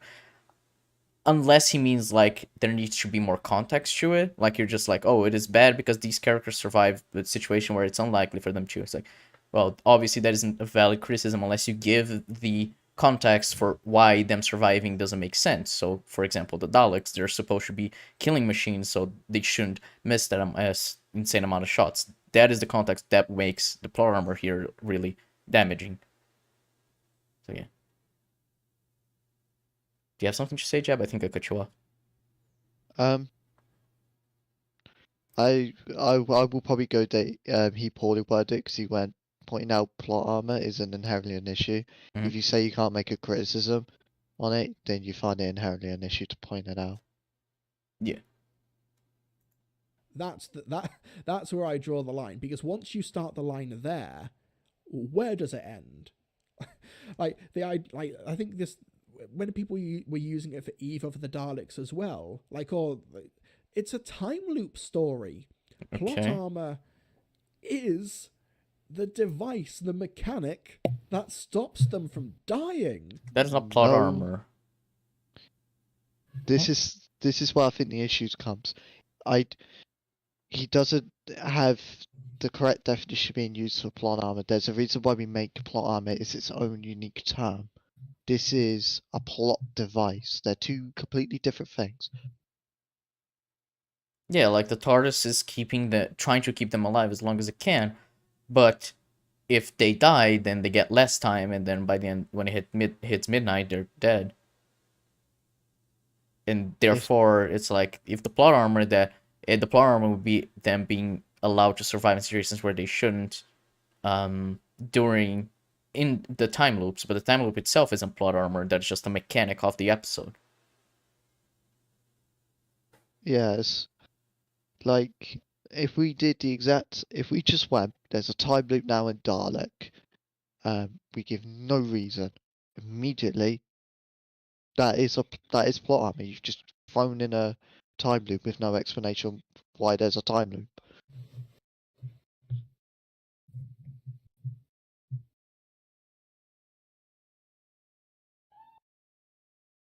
Very. Oh no, that was bad timing. But yeah, so I just this is the problem. This is what I had when I was on explaining the plot armor to people on Twitter. They were often going, "Well, the time loop's plot armors." You kind of have to understand that's not the case. Plot armor isn't as broad as anything that stops a character from dying or anything that allows a character to survive. Because let's take this to a ridiculous degree. Let's take it to an extreme. A character being allowed to breathe, the air being habitable, by this very frame of logic, that's plot armor. Now, if you then go, it is a plot armor, then clearly there's a refinement needed. And then naturally it gets more and more refined till we get to the actual definition in which a character survives a situation they shouldn't for unjustifiable means. So, if you fire a bazooka point blank at someone, and they just have 0 scratches, that's plot armor. Because you haven't explained it. That person should die. It's breaking internal consistency. Now the weight of that plot armor can vary. In that case, it could be a flaw, depending on the context.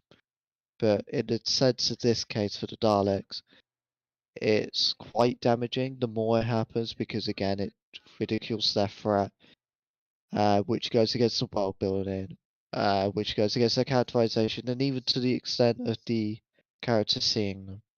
So yes, plot armor with Daleks is pretty disastrous. You want to avoid it. Yes. I'm glad you're back. Yeah. I went on this monologue. That's fine. Plot armor is the root of those stories, of time loop stories, Yeah. because it was so dumb. I point it out. Could some take a point away for plot armor? Would you give it 1 out of 10? Well, we don't give it a 1 out of 10 just because of plot armor. The characters are also awful. I don't even give that episode a 1 out of 10. I think it's like a 3 that I gave on our watch. 2 or 3. I think I gave it a 1, and I explained that because they pretend the universe is now suddenly okay. Oh yeah. The characters are broken.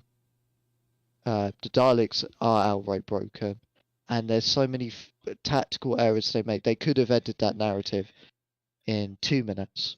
Yeah, they can teleport. That's all you need to know. They can teleport, and they know where the loop starts. They know where the Doctor is and the TARDIS is.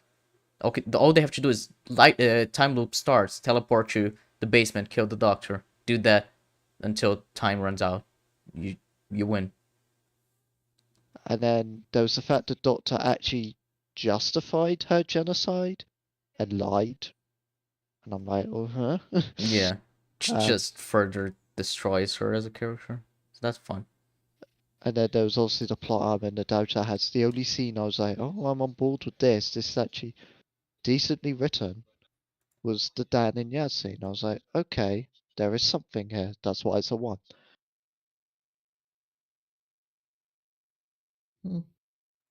But if that's the straw that breaks the camel's back for you, I'm sorry, I won't take you seriously.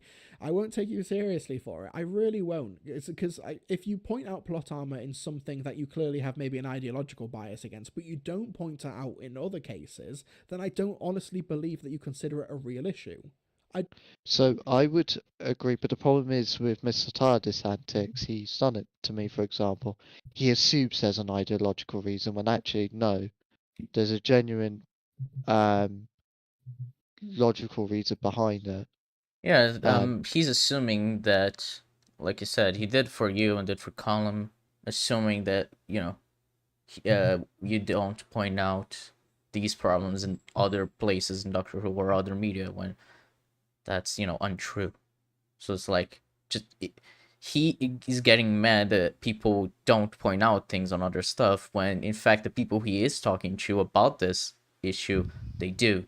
So, yeah, it seems really mean-spirited, I guess, disingenuous to assume the positions of other people instead of And taking I the think, criticism at face value and being good faith, being like, you probably have this issue with other things, right? And, you can always ask, like, well, do you always take issue with plot armor? Like, what about this scene in Moffat Who or this scene in fucking Star Wars? Like, do you take issue with that? Yes. It's like, oh, okay, so it's not ideological. and it's like, I understand how this perspectives come about because you're consistently dealing with Bowles Track, Doomcock recently, all that stuff. So you're like, you get cynical over it.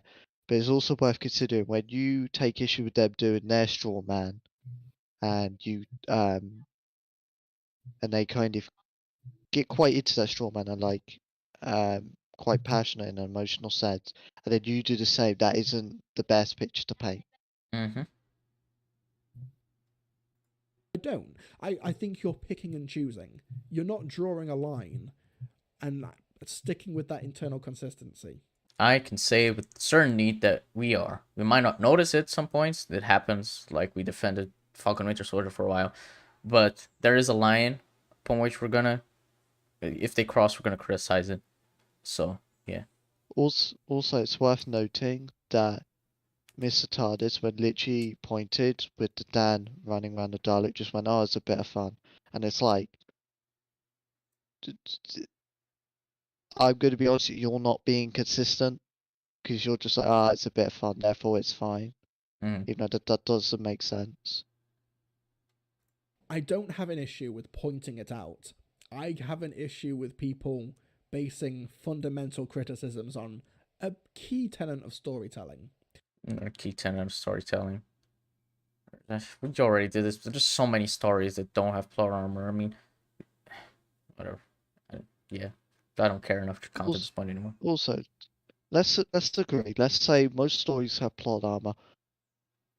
Isn't it defeatist to kind of go, well, because most stories have plot armor, therefore it's okay to start? No, the aim should be, let's mitigate plot armor. Let's, from this point, learn from the issues then and improve our writing by reducing plot armor.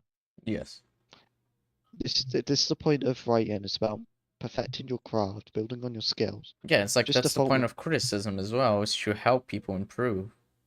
It's like, Exactly. if you learn from the criticism that is being levied against you, you can make something better in the future.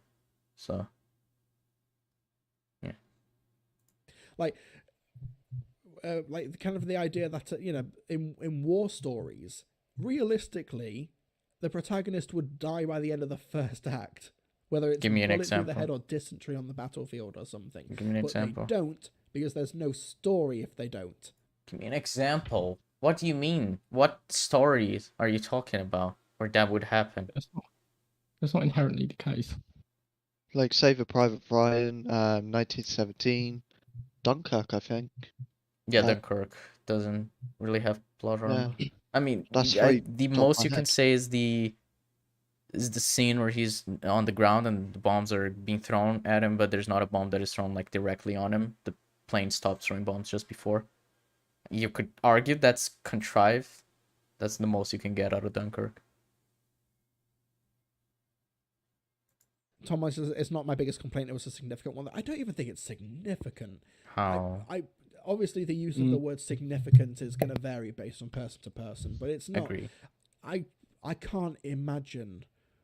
This is my lack of empathy machine. I can't even. Jesus Christ, there's someone who's been talking about Star Wars Rebels in his chat like for ages, just copy and pasting the same fucking stupid comment that says pilot armor instead of plot armor, and that's been really annoying me. So yeah, it is the first and last comment on screen right now. I just want to point that out because that has been annoying me. The fact that they have been copying and pasting but not changing pilot armor to plot armor. Also, to tackle, I don't think it's significant. That's fine, but I'm gonna disagree, and Yeah, he it's even says because it depends on each person. So I just want to hear him say why it's not significant to him, and if it yeah, falls into the category that would just be like, oh, because it doesn't impact the story or anything like that. It's like, well, that isn't true. So it's just gonna depend on his reasoning for it, and it might just be, oh, because I don't care about plot armor. For me, it's just something I accept when I watch a story, which is not something we do, but it's something he might do. So depends. The King's Man has plot armor. Yes, the King's Man does.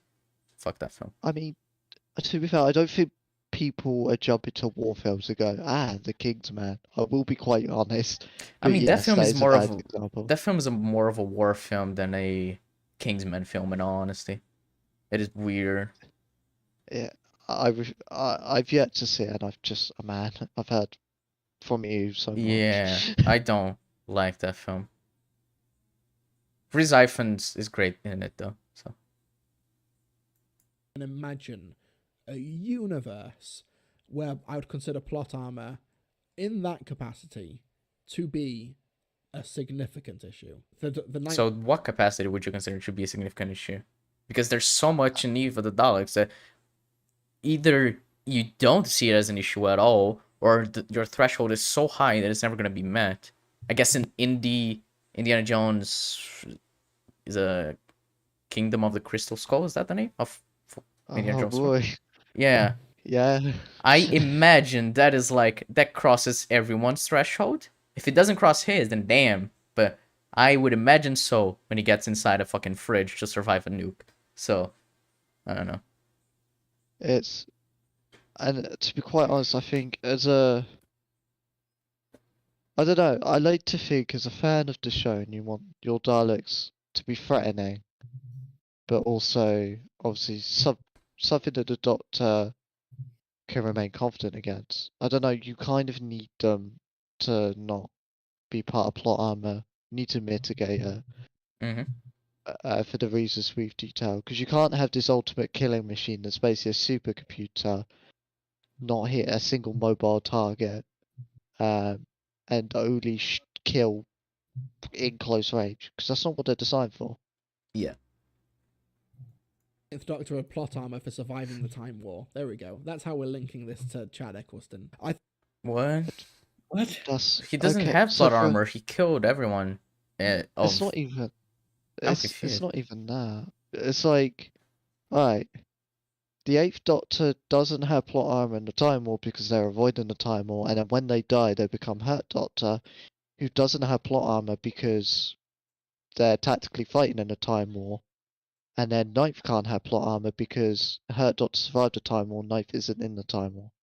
It's like, this doesn't make sense. So, and also, like, if we don't see it, then we can't assume plot armor.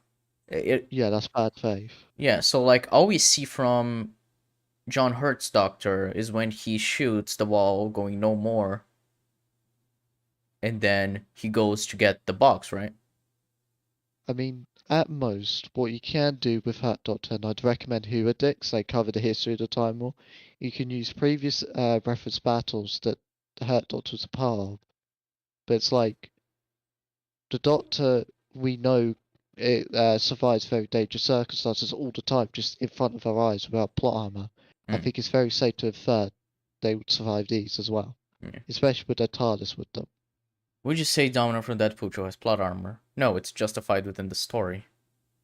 Whether you think that's good, that's like lazy, but it doesn't really matter. It is consistent that she has luck to a point where she can't die, no matter what she does.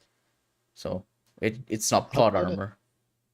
I'm trying to think actually on that, because I think the power, obviously the power itself is a plot armor, but I think there was an instance where there was something happening that was plot armor, and I can't remember what it was. Something her power directly tied to, but she survived but shouldn't have survived. I can't Is it remember. when the fucking train goes off the rails and hits the ground? Or train or bus, whatever it was. I can't fully remember, because like, you know, when someone has plot armor, it says that danger avoids them. They just get really lucky. It's there's kind of like a threshold for it. So like, let's say um a poor execution would be Domino gets shot in the head, but uh she survives. That Mhm. doesn't add up. But instead you'd have to write so the bullet misses her. Yeah. So we got a case where it's good and a case where it's bad. I think there was instances where it was bad, but I can't remember what.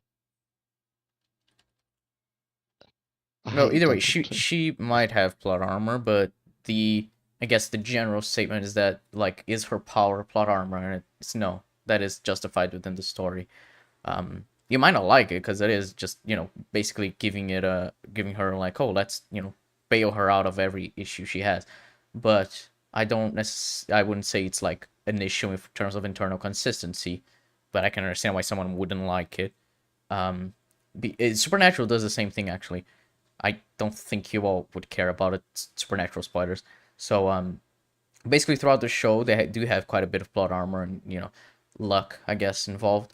And then in season 15, the last season, it turns out that God gave them plot armor because the entire show was plotted by God because he thought that Dean and Sam were extremely entertaining to watch. So he gave them, like, hero, like, basically made them the heroes of the story, which made them, more lucky and to have, just plot armor, I guess, at certain points. It's like, well, that is justified within the story now. Then that means that the plot armor in the story throughout the previous 14 seasons are consistent. I can understand people not liking it, but it is consistent within the story. It's like, oh yeah, God did that because he has that power because he's literally God. So, yeah, it is a kind of writing that I can see a lot of people criticizing and just saying, wow, that is lazy. But it is consistent. So I'm not sure. I wouldn't consider it an issue, but I'm perfectly fine with people saying it is. It's the same kind of thing with Domino. Like, if you want to criticize her powers, then go for it, but I wouldn't. That's why I would say the talent of a writer when it comes to those kind of powers is how creative they use those powers. Yeah, which I would say Domino has done better than in Supernatural, because Supernatural literally is just a retcon. Though it does lead to one of the best episodes of the show, where the characters have to deal with not having, like, their heroes' powers, I guess. And, like, their car runs out of gas and, like, the battery dies. And they get a flat tire and shit like that. And they're trying to get their, like, luck back. And to do that, they have to, like, win a fucking... I don't remember exactly what game it was, but it was like a game of chance. And so obviously them being unlucky would be hard. So it does lead to a really good episode to both of these characters and them just learning, like, no, it doesn't matter that, like, God isn't against us. So, like, through our will, we're gonna win this. So yeah, I wouldn't say it's like well done, but it leads to a good story from it. So yeah. That was a nice tangent. Yes. I think, like, for example, I think the most I've mentioned of that type of thing is like maybe an Asylum of the Daleks where, like, Rory slides under the door. But I think if it's anything more than just a an observation or a line, maybe even something tongue-in-cheek. I think if it's anything more than that, then you're maybe either watching the wrong show or your internal criteria is a little bit skewed in terms Skewed. of what your suspension of disbelief is. You just said it's up So to each person. So So we do have a qualifier then. It's how much can you believe that such a thing would occur? Well, again, that is up to each person naturally. But the issue is, Dan's literally running around a fucking Dalek, and we know established that these Daleks could turn their aim immediately and just kill. So my disbelief that, to be honest, there shouldn't be really someone going, well, I could believe this happens. yeah, because it is completely contradictory to what the Daleks are. So you shouldn't believe something that contradicts what happened before. But yeah, It's like you could get angry at a piece of media, like you're in a cinema watching the screen, and all of a sudden you think this isn't immersive because if I look to the left, it's just a wall. what? What? What? What fucking argument is this? What? I have no. Okay, I'm. I'm trying to. Well, take it as someone who, like, a lot of the times when I went to the cinema with my dad, I would always sit, like, pretty close to, like, a right or left-hand side wall. And I was, like, pretty close. Not once when I looked over and saw a wall there go, oh, immersion broken. Oops. Because that's not how logic works. You dumpty. Okay. I hope he qualifies this point because I'm very confused. Like the screen's there, but if I look, I'm not watching Dune anymore. This is just projected on a screen. That kills my immersion. Right. Okay. So I think the point he's making is it is something. It is a product made by people. You're not actually part of it, and you know your immersion is gonna be broken if you just remember you're watching something that isn't made by people. That is made by people and also not actually like a story or a part of. You're not inside that world, and with that we should be more lenient towards these things because it means that our immersion would be broken less easily if we just believe what the story's trying to tell us. I assume that's his point because I have no clue what else it could be. But Jesus Christ, this is a really weird point. It's like, well, it is a very defeatist attitude, like Jeb was saying earlier. It's like, well, I guess we just gotta allow everything because, it's always like that when it isn't true. And like he said, like your immersion, how significant something is, to break your immersion is gonna be up to each person. So, to just be like, oh yeah, seeing plot armor should be fine. The same way where if you're watching a film and you look left, it's like it's not like the film is bad for it. You just didn't pay attention to the film and that brought you out of it. Obviously, it's gonna be up to your standards of what would break your immersion. But Jesus Christ.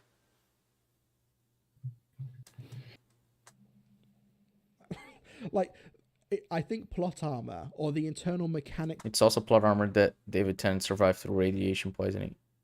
What? He regenerated. What are you talking about, chat? He did survive. Wait, what? Hang on. The last comment in chat. It's also plot armor that David Tennant survived through radiation poisoning. He regenerated. Wait, is that person meaning that regenerating is plot armor? Because that's not So true. I've actually had someone go, the show has always had plot armor because the concept of regeneration. I was like, well, I don't think you understand what this term means. I think you understand what regeneration is. They have to die. Like, it has to be something that can literally kill them. Like, I wasn't paying attention because I got a uni announcement. I've seen we're at the wall bit with the fucking. Are we at the wall bit? Yes, we just passed it. Yeah. Oh, yeah, that hilarious thing where, like, oh, you look to your side or whatever, and you're like, oh, my immersion's broken, as if that's the same thing. Mm-hmm. Yeah, there's Like, one thing where, no. like, the story does something so unbelievable that your immersion is broken. The other thing is you looking away from the screen. It's like, okay, those two don't really correlate because one is the fault of the people making the story, the other is just you weren't paying attention to it. I think they're referencing Smith and Jones. That's even dumber if they are. Smith and I didn't- Jones?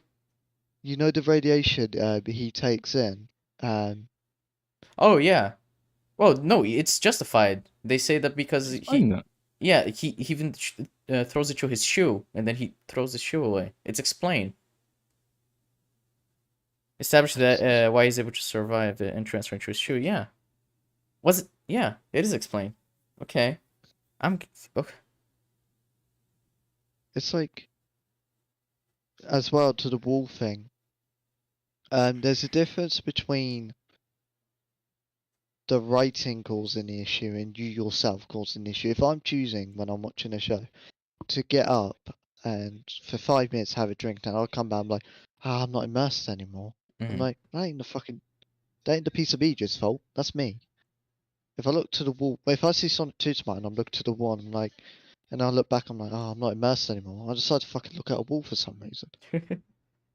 That's not on the level of Plot Armor, especially when we consider the context being Plot Armor .2 with Eve the Darts or Tyrants. I think that's disingenuous. I think that's a really unfair comparison, Mr. TARDIS. Yeah. Of storytelling, to that extent, is on that level. Now, obviously, some media can, of course, take the mick, but I still think it's not worth getting bent up about, especially if there's actual story structure reasons or something to do with dialogue or characterization. And I'm sorry, Tom Monty, when you say in the Eve of the Daleks it was utterly ridiculous, I don't know what to tell you. Like, in Eve of the Daleks, Plot Armor is the story conceit. It is not. Okay. Jesus Christ. The chat here. Jesus. Oh no, Batman just took a lot of bullets and walked it off. Plot armor. No, he has armor. He has literal armor. That isn't plot armor. The armor stops the bullets. That's why he didn't die in the Batman. And the person with the pilot armor comment still going. Good for you. Jesus.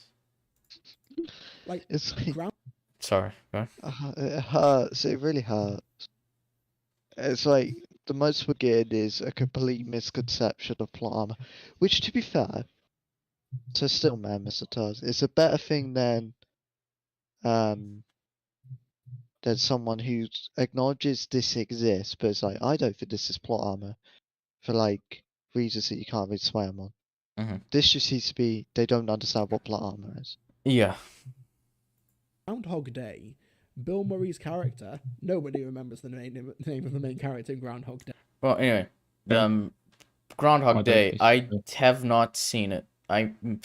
One of you at least has, right? I have, yeah. Yeah. Right.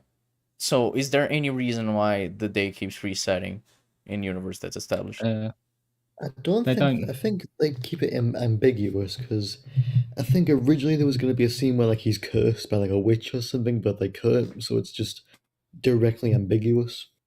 Yeah, Right. they never answer it, and it's fine because you don't actually need to fully understand it. All right, because if there is a reason, that's the point I was going to make. But even if there isn't, it isn't plot armor to be like, this is the mechanic of this universe. He's going to be repeating the day. We don't really know why, but he is. And that allows him to survive. It's like, yeah, this is the mechanic of it, the same way the TARDIS is. The Daleks just missing all their shots. That isn't a mechanic. That is just a contradiction with what the Daleks are. Day, and if you do, shush, you don't. You just googled it. Like, Groundhog Day is Plot Armor because they revive Happy Death Day. Plot Armor. Happy Death Day is not plot armor. What? That's a good film, by the way. I recommend. But what? Time loops being a thing, it's not Plot Armor, it's a plot device, please. Yeah, there's a difference. I Plot get armor to is when feel there's like it would- it's when you've already defined it. Sorry, go on, Tent. I was gonna say I think they hear the word plot and just assume it's the same thing. Yeah, like it's an interchangeable thing, and I'm kind of like, I think it's like when people are Stop. just like, oh, this is just a plot device, therefore bad. Or maybe people listen to that when, for example, someone is criticizing the Rise of Skywalker for having the daggers. Like, that's just a plot device. It is.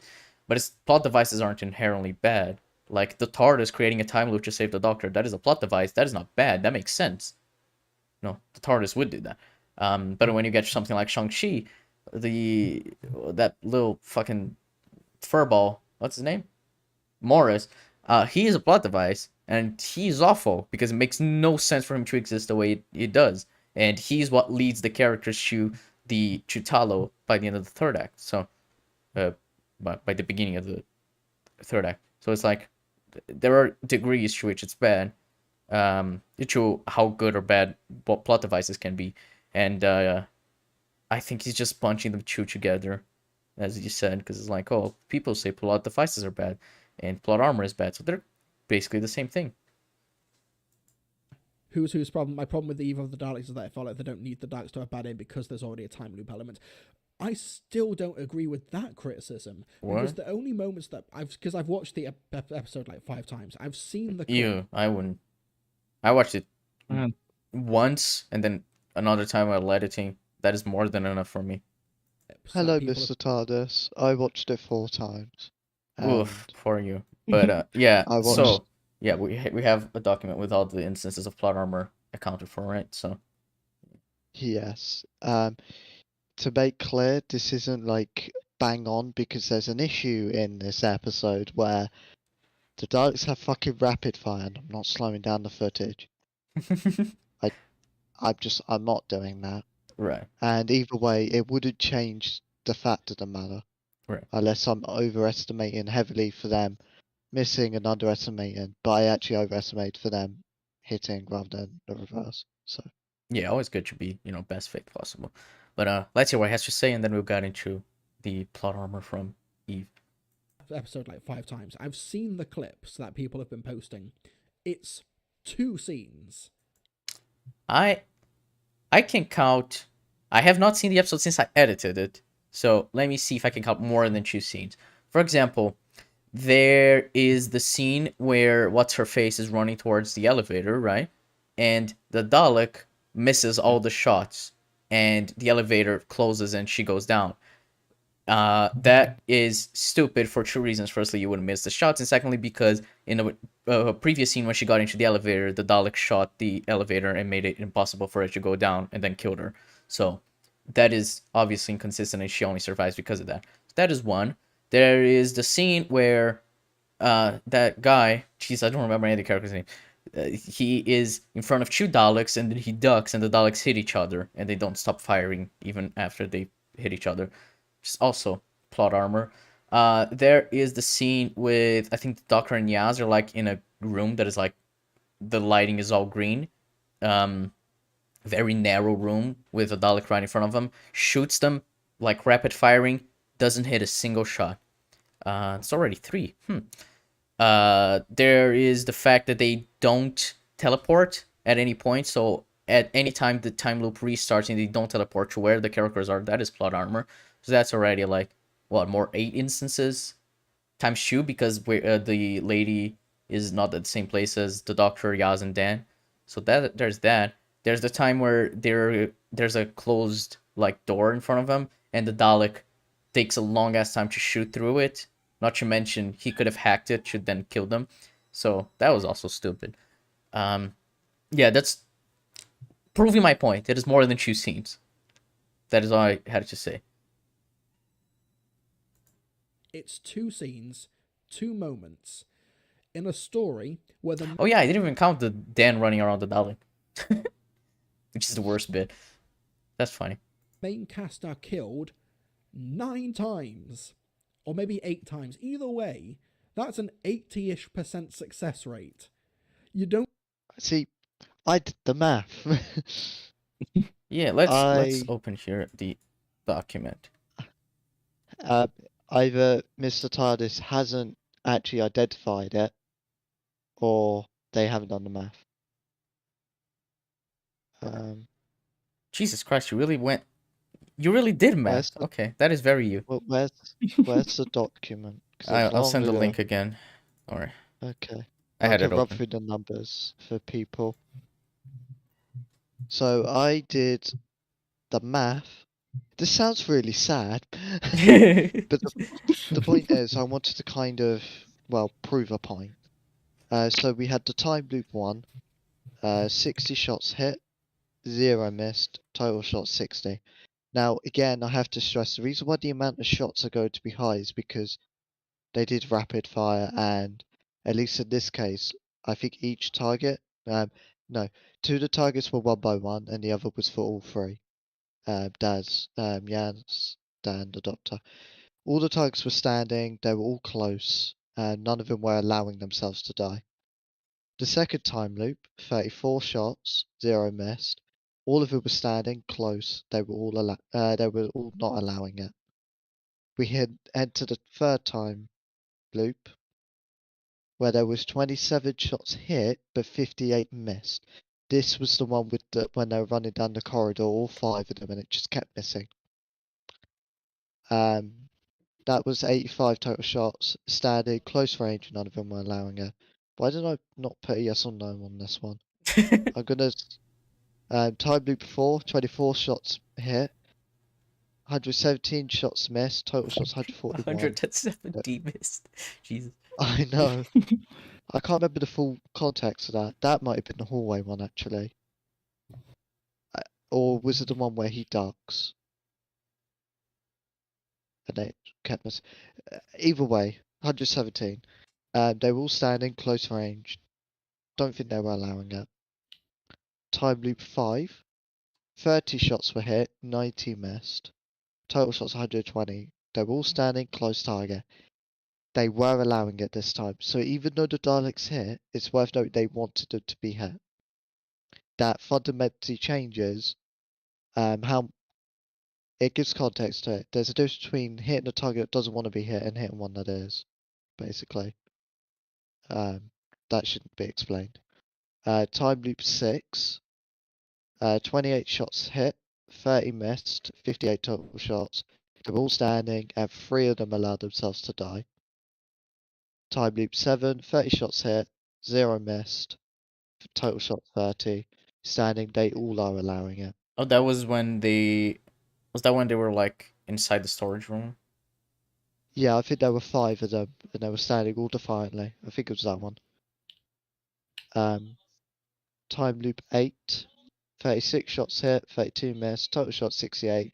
They were all standing, close range, and they were all allowing it. The final time loop, obviously, no shots hit, 55 missed, thus there was no allowing it, there was no standing. So, the results are, all targets were close standing. This means the Daleks could not shoot a single mobile target. Any target that ran, the Daleks 100% missed. That is huge, given the main thing you do when you see a Dalek is you run. At the possible 651 missed, out of possible 651 shots, 382 of them were missed. That is a miss ratio of 58.68% to 41.32%. So there are more misses than shots. This is very different to the 80% they hit. This is nearly half of what Mr. TARDIS said. 1/3 of the loops have them all allow it, and another one has 3 of them allow it. So out of the possible 40 possible deaths, because there's 5 of them, and the possible deaths are in 1 to 8. So 5 times 8 equals 40. 18 of them are fully allowed. That's 45% of them. That's nearly half of all the deaths in the episode. That gives you context that for just over half they did not want to die. That heavily changes things, because you can only use the data pool with the 18. There are 22 that they didn't want to die, because that's when they tried to avoid the Daleks. That means, therefore, Daleks therefore hit when they're not allowed the 55% of deaths. In simple terms, if we did 55% of the 51.32% targets hit, that's meant to say 41.32%. So let me redo that math. Give me a sec. I will. The math should still be the same anyway. Just FYI for chat, I put the link to this in the description if you would like to see Jab's math. So, yeah. Alright, so the number's higher. by the looks of it, I think. Apparently. Let me try that again. 651, take 382, yep, and then times by 0.55. Yeah, it's higher. So if we did 55% of the ones that hit, we only get 148 shots, so I changed that. There we go. Where they actually hit unwillingly. Now, a few notes I made. The reason the shot count is so high, as I said, is the rate of fire. They have miniguns and do you think Plot Armour or Tentacle Blade is worse? They're the same issue. Tentacle Blade is Plot Armour. Yeah, it is an instance of Plot Armor. In this case, this is worse than the Tentacle Blade because it's a wider impact. Anyway, this means when they hit, they'll hit many times. However, when they miss, they'll miss many times. This causes issues with the numbers.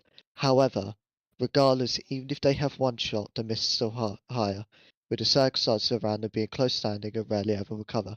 For example, there's a scene with all 5 of them in a narrow corridor, not a single hit. Or there's a scene where the guy ducks and thus they miss and hit each other. If these were single shot events, the miss ratio would be even higher. This is because the maximum hit threshold is now 5. However, there is no maximum miss threshold.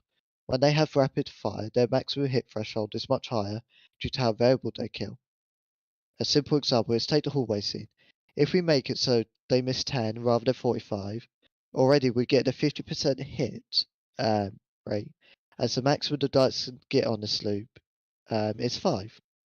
To show this clearly, 10 miss, 1 hit for the first attempt of the third loop, 1 hit, 2 misses in the second attempt, this reduces the hits by 75% in the original numbers.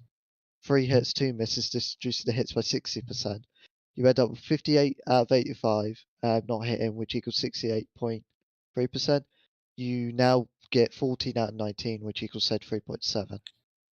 This means no matter what, because they do a rapid fire hit, the numbers above are skewed to actually better their hit miss ratio. They should actually be missing more if the show is consistent. It's also worth noting they do not hit a single mobile target, nor do they kill from far away. It's always at most a couple of meters. These Daleks are absolute dog shit. Yeah. Hopefully that made sense. The key takeaway is the number is actually better for the episode than it should be. So, Mr. TARDIS is very wrong, and if the Daleks actually did it one shot, it'd be a lot worse. The rapid fire actually benefits them. Maths-wise, yes. Yes. Now, you're probably wondering, why did I do this? What could be the possible reason? Well, I'm very... what's the word? I'm very in-depth on a claim. I want to go all in. I want to definitively prove it, especially when it comes to math, because that's my area. So that's why I did that. And yeah, I went through the episode and counted all the shots that I could. So yeah. Yeah, you are It indeed is. very cringe. It took me 20 minutes because it's easy to go to those moments. Right. But this is why I'm quite disappointed, Mr. TARDIS, because they made the claim. I watched it 5 times. There's only 2 instances. There's 80% rate, because my math shows that STEM should be wrong. And I'm not to toot my own horn. You could see that my math is presented. Yes. And this isn't the case of do I decide if it's Plot Armour or not, like he is. This is me going every bullet fired, so it doesn't matter if it's Plot Armour. It doesn't matter what I think. This is subjective. Yeah, it's Anyway. just about the numbers of time they miss, not, you know. Yeah. Fuck. Yes. Great. You don't claim bad Dalek aim in a story where they hit their targets 80% of the time. That is true. Thankfully, that is not the case. I think I know where he's done his math. So he's done it on the basis of the fact that so they don't kill them in it. So it's still not 8%, but they don't kill. So there's 9 time loops, Mhm. which means there's 45 times they could die. they hit them 40 out of those 45. So we do 40 over 45. That actually is 89%. We round up. Let's be fair. That's where I think they're doing that math from. But then that is ridiculously cutting context. Because you're going, the Daleks can miss however they want. As long as they hit that target eventually, that's all that matters. Yeah, which is stupid. That's actually really bad. That's really bad faith argumentation. Yeah, it's not going by what the actual issue people take with the episode is. I still don't agree with that, which is why it was so strange to see discourse on Eve of the Daleks of all stories. Eve of the Daleks of all stories to levy this criticism at. I think it was people who saw the worst. quote discourse on War of the Sontarans. They saw that and they thought we want to make that happen again. No, I did not want to make that happen again. I wanted the episode to be better. Like, I even said I liked War of the Sontarans, but Jesus Christ, the plot armor in that episode is insane. The amount of times they don't hit Dan is the same kind of issue where, like, they have weapons they're trained to kill, and Dan is just running down like a narrow alleyway, and they don't hit him a single time. It's like literally there, what, a meter away from him? And they can't shoot him, and I'm like, what? Why? Yeah. The finale also has that as well, doesn't it? With the Sontarans. When, what's his face? Had his ring or whatever he needed to teleport back falls from his hand. That old guy, I forgot his name. But the other person was with him, teleports away. Even though, like, they were supposed to be hit by the Sontarans, they weren't. But the Sontarans hit the fucking ring, like, in a millisecond.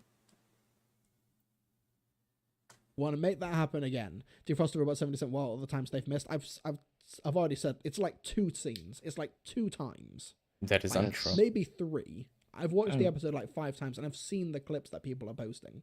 They only have like 2 or 3. So Untrue. yeah, It'd be nice if, Sure. I don't know if they do it later on, because I stopped at this point, because I want to do my math.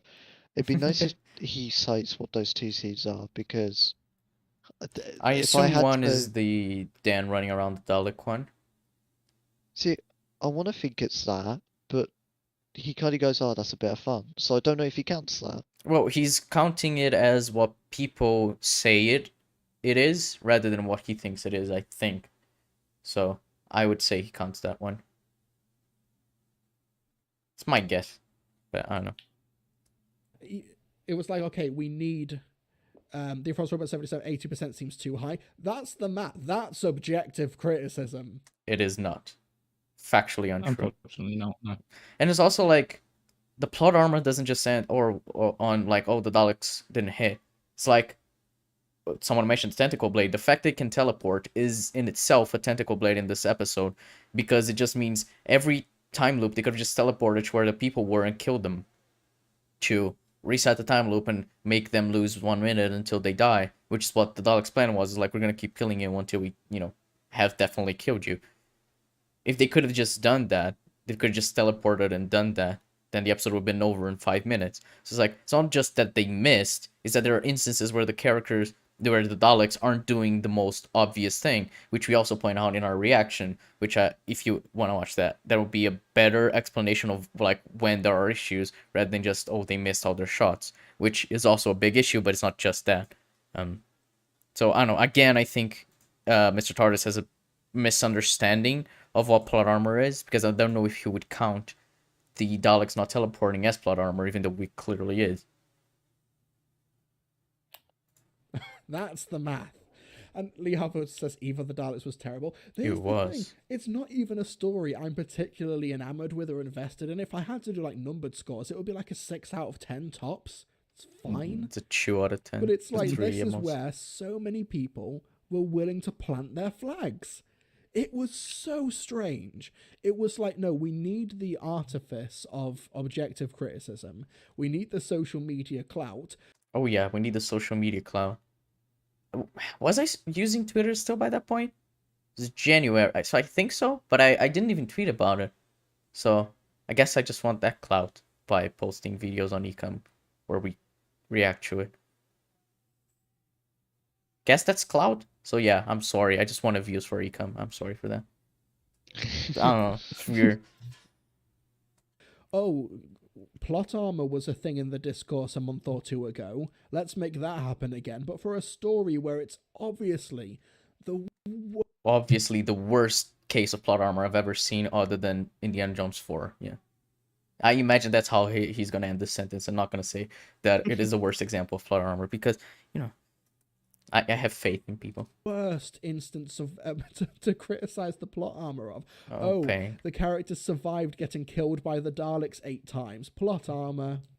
Just because the characters get killed doesn't mean there isn't plot armor. Like in the Suicide Squad, there are a lot of characters that die, but there still is plot armor, and the fact that like that opening scene, the amount of shots that missed the squad is insane. Like Harley Quinn should have been dead, Rick Flag should have been dead, but they're not. Like, oh yeah, but Boomerang died, and what's her face, the girl that jumped on the helicopter, she died. Therefore, not plot armor. It's like that is clearly not the that is not how it works. There's still plot armor for certain characters, and Harley Quinn has a lot of that in the Suicide Squad, but the characters can still die. At best, you could kind of go. If someone goes, says plot armor all the way through, you could kind of go, well, that's not necessarily true. Well, all the way You through can't implies that challenge it's that. present throughout the episode, as in it isn't just it isn't like only in a few scenes. So I'd still want to clarify, it's like the entire episode has plot armor. It still like seems hyperbolic to me. Like it's not the person saying that literally every single second of the episode has plot armor. It would seem bad faith to me to just assume that's what the person meant, even with what you said, Jeff. It's like all the way through. It's like, yeah, even the Daleks has plot armor all the way through. It is present throughout the entire episode. But yeah, there are instances where plot armor isn't present. Also, I'm not sure if my microphone's picking it up. There's a helicopter fucking right next to my house, so if you hear that, I apologize. There's not much I can do. I cannot hear the helicopter. Neither can I. I just say something for funny. If the Frosted Robot is watching this, because they actually recommend this video to us and Ida, thanks for that.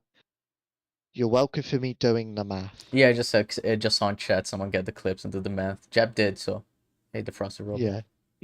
You're welcome. I went to that length because I'm petty. I saw their name show up in chat a few times. I was like, huh, I recognize that. So that's fun. The Frosted Robot's cool. I think that's the person I spoke about Agents of S.H.I.E.L.D. with. I think so. I think I remember. Yeah, I think so. Yeah, I know the name. I've seen them around in the EFAP community a lot. They seem nice. Yeah. Yeah, they're cool. I haven't got a bad word. It was so dumb. It was so infuriating. So they care more about plot armor than the creepy Nick. No, we criticize Nick for being creepy as well. We can find something to be an issue without undermining another issue in the story. We are capable of doing that. To see unfold. First Robot, this was like bad faith based. 77, this feels like bad faith. Yeah, plot armor discussions for Eve of the Daleks, that was bad faith. Oh, that was bad faith. Time loop explains everything. No, it doesn't. Daleks have always hit everything they've ever shot in the previous 58 years of the show. Always, you were wrong. Bad shit. It's not the point we're making, though. It's like people always default. It is a fallacy, right? It's like the extremist something. I'm trying to remember it. Extremist fallacy or something like that. Extremist logical fallacy, is that it? Yeah, reductio ad absurdum. Reduction to absurdity. That is the fallacy. Where you make someone's argument to be like absurd, and that's what you criticize, rather than going by good faith and interpreting them as the best you can. So, yeah, that is what this is. This kind of like, oh, Daleks have always hit everything. That's not the point we're making. They haven't always hit everything. And there are times when they haven't hit stuff that is also an issue previously in the show. So, yeah. Let's actually give an example. So let's take the season 1 finale. Let's take part in. Is it Partner Ways? That's the second part. Was it? Yeah, Partner Ways. And there are scenes where the Daleks don't hit because it's cover. Completely fine. There's cover. Well, it's gone. Just and time loop explains everything. Okay, so let's give an extreme example. Actually, no, don't even need to do that. So if the time loop explains everything, then that means Dan running around the Dalek is because of the time loop, but that's nothing to do with the time loop. The time loop's established as a few things. One, they have clear beginning and end point, although they even contradict that, but whatever. They have a clear beginning and end point. If they die, it ends, and then they begin again. The parties who play are clear. It's these 5 characters and the Daleks. The reason why it's clear is the TARDIS. Everything else in those events, from the beginning to the point they die or the point the loop ends, nothing to do with the time loop. They could do anything in that period of time. Voice crack. Shut up. So that's why we keep seeing different actions. That isn't because of the time loop. That's because of them. I just and they care more about the plot armor than the creepy neck.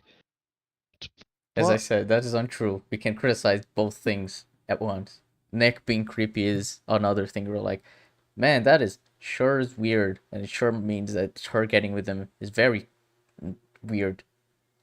Also, It's also harder to criticize that when it's like, that doesn't contradict anything that's been established by them. They're just creepy. It's like, why did you do this as a writer? But it isn't like inconsistent, I guess. The fact that he's creepy. it's like the most I can use with that is I don't understand why they then get into a relationship then knowing this fact. Mm-hmm. That is a lot less impactful than Daleks missing the way they do despite what is established about them. Yeah, because it means the entire plot can happen. They need the Daleks should be fucking incompetent for the plot to happen. They need to contradict something for the entire episode to occur. Yeah. Even the Daleks is a dumb, fun Dalek story. Like, we've just come off a big, massive, confusing finale. Let us just have a small, dumb episode to have fun with. Okay, and if I don't have fun, then what? What comes from it then? What? Right. Did your brain break if I don't have fun after an episode with that episode? It's like why also why can't we just have a fun Dalek story? Why does it have to be dumb? Yeah, you can have a fun story that isn't dumb. Why do you want your story to be dumb? Like I don't understand. Yeah, I'm trying to think of the Doctor Who episode that is fun without being dumb from like RTD era. The series 4 Donner episodes. Unicorn and the Wasp. That's a really fun episode. Yeah. Oh, the fucking Partners in Crime, is that it? The Partners first? in Crime. Very fun episode. Very very fun. Yeah. Partners in Crime is the one I'd say. So it's like dumb. You need to define what you mean by dumb. What's your criteria for dumb? Because dumb has negative connotations there. Yeah. And I agree. Like coming off a confusing finale, we might as well have something that slows it down a bit. Mm-hmm. You know, I agree with that, and you can have fun with that. Yeah, there's a I'm not reason saying why you after can't. Journey's End we had those specials the way we did. Like, you know, Next Doctor is a much more like chill episode when compared to that. Until the end where he goes fucking insane, but you get what I mean. Yeah. I know you were talking about me, but no, that talking about saying that plot armor. I am slightly, I will admit my bias here, slightly skewed in terms of my perspective on the plot armor discourse, because when I was talking about it, I got emails, I got DMs, I got death threats from people who were like, oh no, plot armor is something that is worth like planting the flag over. Weird that people send death threats over that, but I do get how that can like make you not your position more, like you said, more biased. I guess the issue is that he also was being very bad faith while doing it, and that's what caused people to be so, I guess, aggressive against him. So I'd still say the fault is mostly on him, but I can understand why he feels it that way, I guess. Even if it's not like how he should be try to at least put his biases aside. It's a weird one. With death threats. Well, he if he did actually get death threats, I don't see the issue of like he's just saying he is biased. He's not saying like that justifies his position 100%. Like, oh, he's not painting the opposition as being unreasonable. He's just saying that there are people who did that, and therefore his position might be biased because of it. So it's fine. It's kind of shambolic that death threats are happening because, like, again, yeah, it is just it's a piece of media. Grow up. Life's got more important matters. Don't do death threats. But as you highlighted, the issue is as well as how you present yourself to people who aren't doing that. So, for example, he was being quite bad faith, and it's like, well, you kind of also need with the reasonable people, engage good faith with them. Otherwise, your your position becomes undermined, and the way you're conducting yourself becomes very poor. Mm-hmm. Not everyone's out to get you on this matter, basically. It's also a thing where I'm like, shouldn't have been a Twitter discourse. Twitter is the worst place to have conversations of actual substance. So if you actually wanted to get a conversation like this, could have just like went to Jabber column, like, you want to set up VC, let's talk about this, because in voice it'll always go better, and people are always going to be more civil in voice chat. I mean, yeah, if he was like, I'm not saying this was the expectation or anything, but if you ever went, I'd rather do this in VC or anything, I'd happily done that. Mm-hmm. Being a victim in your opposition, reacting in a volatile manner doesn't make your argument more correct. But that's not what he's saying. As I'm defending him, he is writing saying that his position might be biased, because he's saying that he might be wrong. Even he's admitting it, that he is biased because of the events that went down with him, such as death threats. It is not. He's not saying that he is more correct. He's just saying that he might be biased, and he's admitting that should the possible existence of that bias. So it is fine for him to mention it. Like, he's mentioning death threats is not a way to defend his position, but to me, like, maybe I am wrong and I just can't see it because of the experiences I've had. So yeah, I don't know. I don't take issue with him at all mentioning the death threats he got here, if he actually did, which I assume he did. I'm not gonna assume he lied, because I don't see why he would. It's like, I don't bother explore certain pieces of media because the whole discourse around it's highly toxic, and I just don't care for it. It's like you said with Tasm Chu. Either way, where you talk about the quality, you're gonna get, you're not gonna like the. Even though Tasm Chu is amazing, but yeah. Wait, did you all argue? I wouldn't go that far. Like, there was a small back and forth, but it wasn't anything I'd call personal at all. Well, arguing isn't personal. It's like, yeah, they had an argument about Plot Armour on Twitter, and yeah. I got frustrated at the time at like that it was being done in bad faith against me, but it's something so trivial ultimately. I like him. I like his videos. I have to agree with his takes on politics and that. I think nice guy. Oh yeah, it wasn't never a thing where we took like huge issue with it, because otherwise we wouldn't like, keep recommending his videos, as we said earlier, and talk about how his responses are good. So yeah, we don't necessarily take issue with him as a person. Plot armor is like, you have to avoid it in order to be good like media. Joker, genuinely, Joker was like the film that we got cited a lot about. Joker has no plot armor, and that's like a cinematic masterpiece. Firstly, Joker absolutely has plot armor, because every film's got plot armor, but Joker definitely has plot armor. Okay, cite it. Like, for example, why did he not get stopped in the studio immediately after what he did at the end of the film? How did he survive the car crash at the end of the film? What? So firstly, wait, how did he not? So he's saying after he shot Murray, how did he not get stopped? He did. We see that. Yeah. As he grabs the camera, we see him saying, as he say, "That's life." He cuts away, and then we see him being taken by the police. So he was obviously stopped. And Also, then the that's car not crash, it's not necessary. Like he had like what I imagine he had a concussion from that. It's like, yeah, he hit his head, but dying from car crashes is not as common as people say. It's like, yeah, that is still an issue, but yeah, he could have survived that. And it's not plot armor because it doesn't like move the plot forward because the plot was already over. Like the only thing that it benefits from that is like thematically and character wise, but the plot doesn't need that to function. So it's like either way it went, the story would have still made sense. yeah, it's like the first issue. That's what plot armor's going on. Okay, categorically no, no plot armor. That's not how. That's not constitutional plot armor.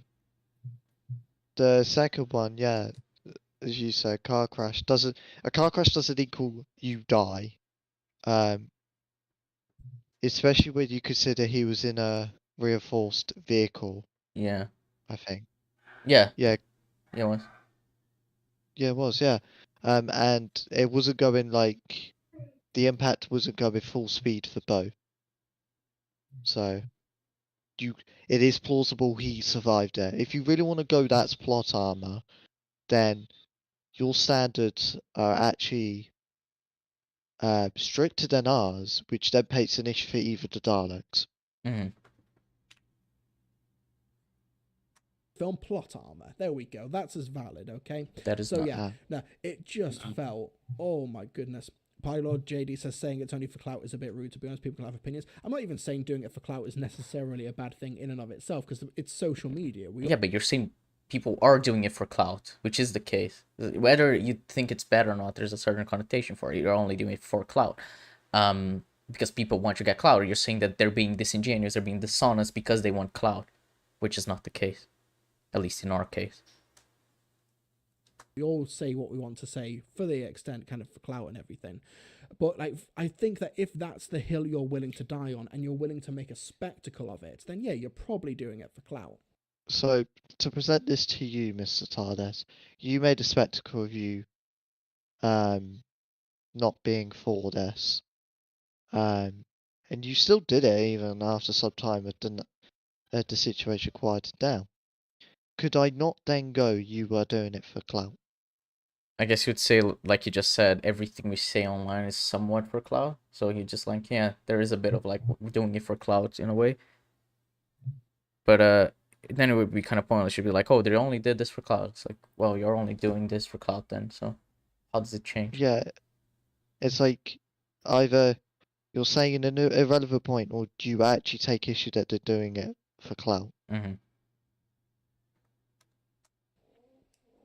And also, yeah, I think it's just no. Actually, sorry to pause again. Actually, given the context, he did mention it for clout. He said it was in relation to how they only criticised the Whittaker era. So yeah, he is negatively commenting it is for clout. I shot 3 people on the train that just happened to have no one on it. Plot armor. I mean, that is untrue. There were people on it. And then they What? left because they were being assaulted. And even then, how is that plot armor? Shot 3 people on train that have to have no one on it. Plum. It's like, yeah, late at night there's What? going to be less people anyway, but how's that plot armor in any way? Also, he was noticed because that's how the whole story started. They just couldn't make out who he was because he had makeup on. Yeah, and then they thought it was a mask because how, everything went down with lights going off. Yeah. And shit, so. So, Like, if the one thing you could have cited from that is the fact that he should have run out of bullets, which is something that I've been on the fence on because on the one hand, yeah, he should have had like 2 bullets less in his gun. But on the other hand, he also could have just reloaded it, put 2 more bullets into it as the train was stopping off screen, which he had the bullets on him. And he obviously knew how to load a gun because he would have needed to do that to have loaded the gun in the first place. So he could have done that feasibly. But that is like the one thing you could cite from that scene. it's really weird because Mr. TARDIS often finds people who comment on plot armor and that lacking media literacy, but from what we're seeing in from some people, a minority in the chat by the looks of it, when we see statements like this, I'm kind of thinking either people are heavily misremembering or they don't have the media literacy in there. Mhm. Because that's illiterate. That's fundamentally incorrect. See, but this person is right. The Joker has plot armor upon realizing he lives in a society. So that is Whoa. factually true. Plot I think it's twist. it's a very, very dumb to do it. Like, yeah, and like I said, I got so many emails, paragraphs and paragraphs of text telling me how terrible a person I was for not caring about. Isn't the Sonic and K9 plot armor no, they're plot devices? Joker got 6 extra shots in his gun at the beginning if I call it no plot armor. He got 2 extra shots. No clue what you got 6 from. But okay, that's weird. Plot armor, and oh my goodness, it was some of the worst stuff I've ever received for what is, in my perspective, the most milquetoast of media observations. Oh my goodness. Right, anyway, then. and also someone mentioned Stu Bagfall. I can't remember off the top of my head what Stu Bagfall said, but like as far as I'm concerned, he only mentioned it like for a minute or two maybe in his review, and that was kind of it. He didn't go like threads worth of stuff. He wasn't in my DM sending me. Oh, but the idea is if you engage in discussion saying, oh, it is not a problem, people are going to engage back. That doesn't mean the problem is therefore made bigger. It's like, you can still engage over the discussions over small issues. I've done that with Jab so many times about like small continuity stuff. Even with like Agents of S.H.I.E.L.D. Recently with fucking the Daisy and the season 6 finale, that is a small thing. It's like, ultimately that wouldn't really change the episode because she wouldn't have been able to grab the Shrike anyway. So at any rate, it's like, yeah, it is an issue for that episode that we discussed for a bit, and it's because I disagreed with it at first, and then I was like, oh no, you're right, and that's basically it. But like if I hadn't engaged with it, it would have just been a passing comment by Jeb and not something that completely breaks the episode, because it doesn't. That episode's still good. So it doesn't mean that like plot armor is now made like to be the biggest thing of all time just because people engaged with you in a discussion about it, and it took a long time, and people started getting aggressive over like the way the discussion went. Seems a bit disingenuous to say that. Also, like, with the threads thing, it's worth noting on Twitter there's a kind of a character limit. So naturally, if there's a lot of depth to it, which there is in this case, because of the wider issue, likely you're going to see a thread of it of some kind. Yeah, the 280 character limit also does, like you said, cause that. There are reasons why when I was just talking about the time travel and Loki, I just took screenshots from a Google Doc, because it's way easier than just typing like a huge thread. Paragraphs of stuff, and obviously night and day difference. Anyway, aren't the Sonic and K9 plot armor? Why Daleks? Yeah, They aren't. Honestly, this is what I'm on about when it comes to like the plot armor discussion, because it is something that is so intrinsically rooted in what the person's definition of plot armor is, and this is also for me to an extent. I've got to say, like, yeah. To an extent, the Doctor having the sonic screwdriver in his possession is plot armor. No, it is a plot device. Unless you can... No, there's no way. Yeah, it is a plot device. It is not plot armor. We have already gone through this. There's a difference between the two terms. The Doctor going and landing in a location at the beginning of the story to save the day means that every supporting character in that story technically has plot armor. No, that is the inciting incident. You really don't understand what that is, do you? Especially when it was established that the TARDIS takes the Doctor to where he needs to be. So the TARDIS would be like, oh, there's trouble going on there. Let's go there. And then he goes, and then like that's where the story begins. Like, yeah.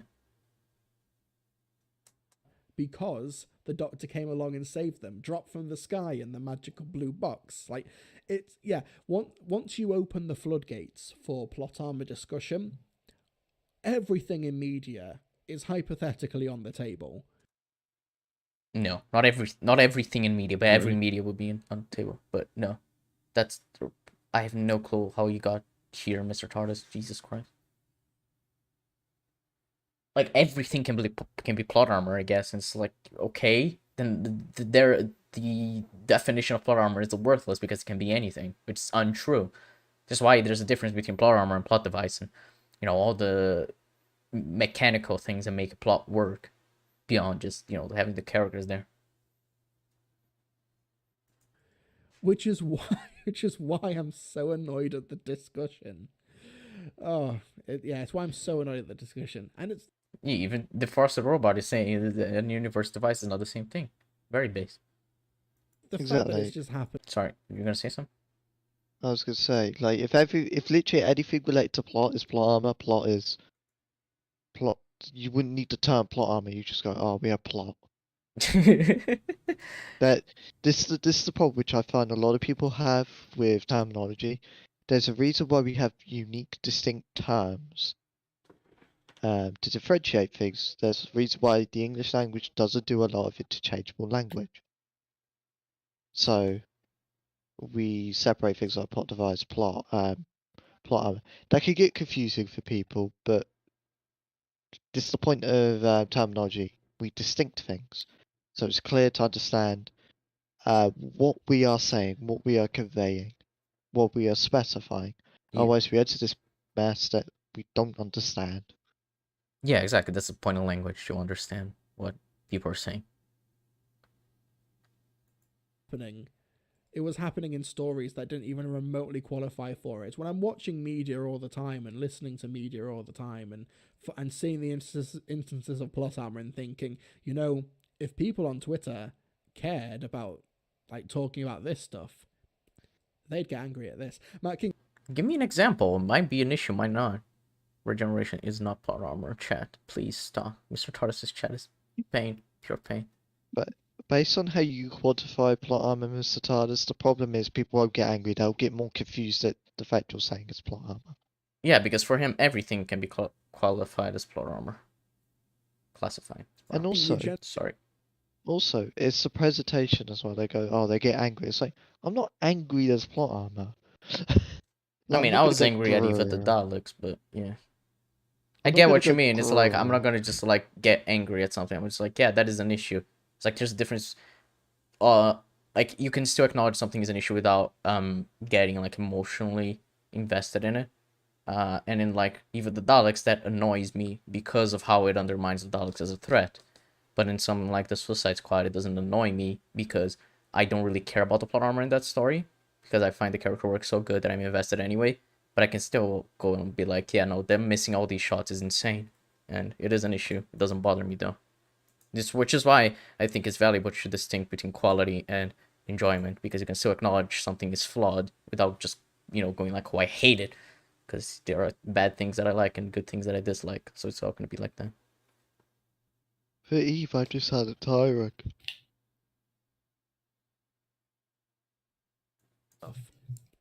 they'd get angry at this. Matt King, regeneration is plot armor. Yeah, it is. It is not. Like, Oh, it's No, just it's not. fiction. It's fiction. Like, sometimes these mechanics exist in fiction. Yeah, mechanics, you just said.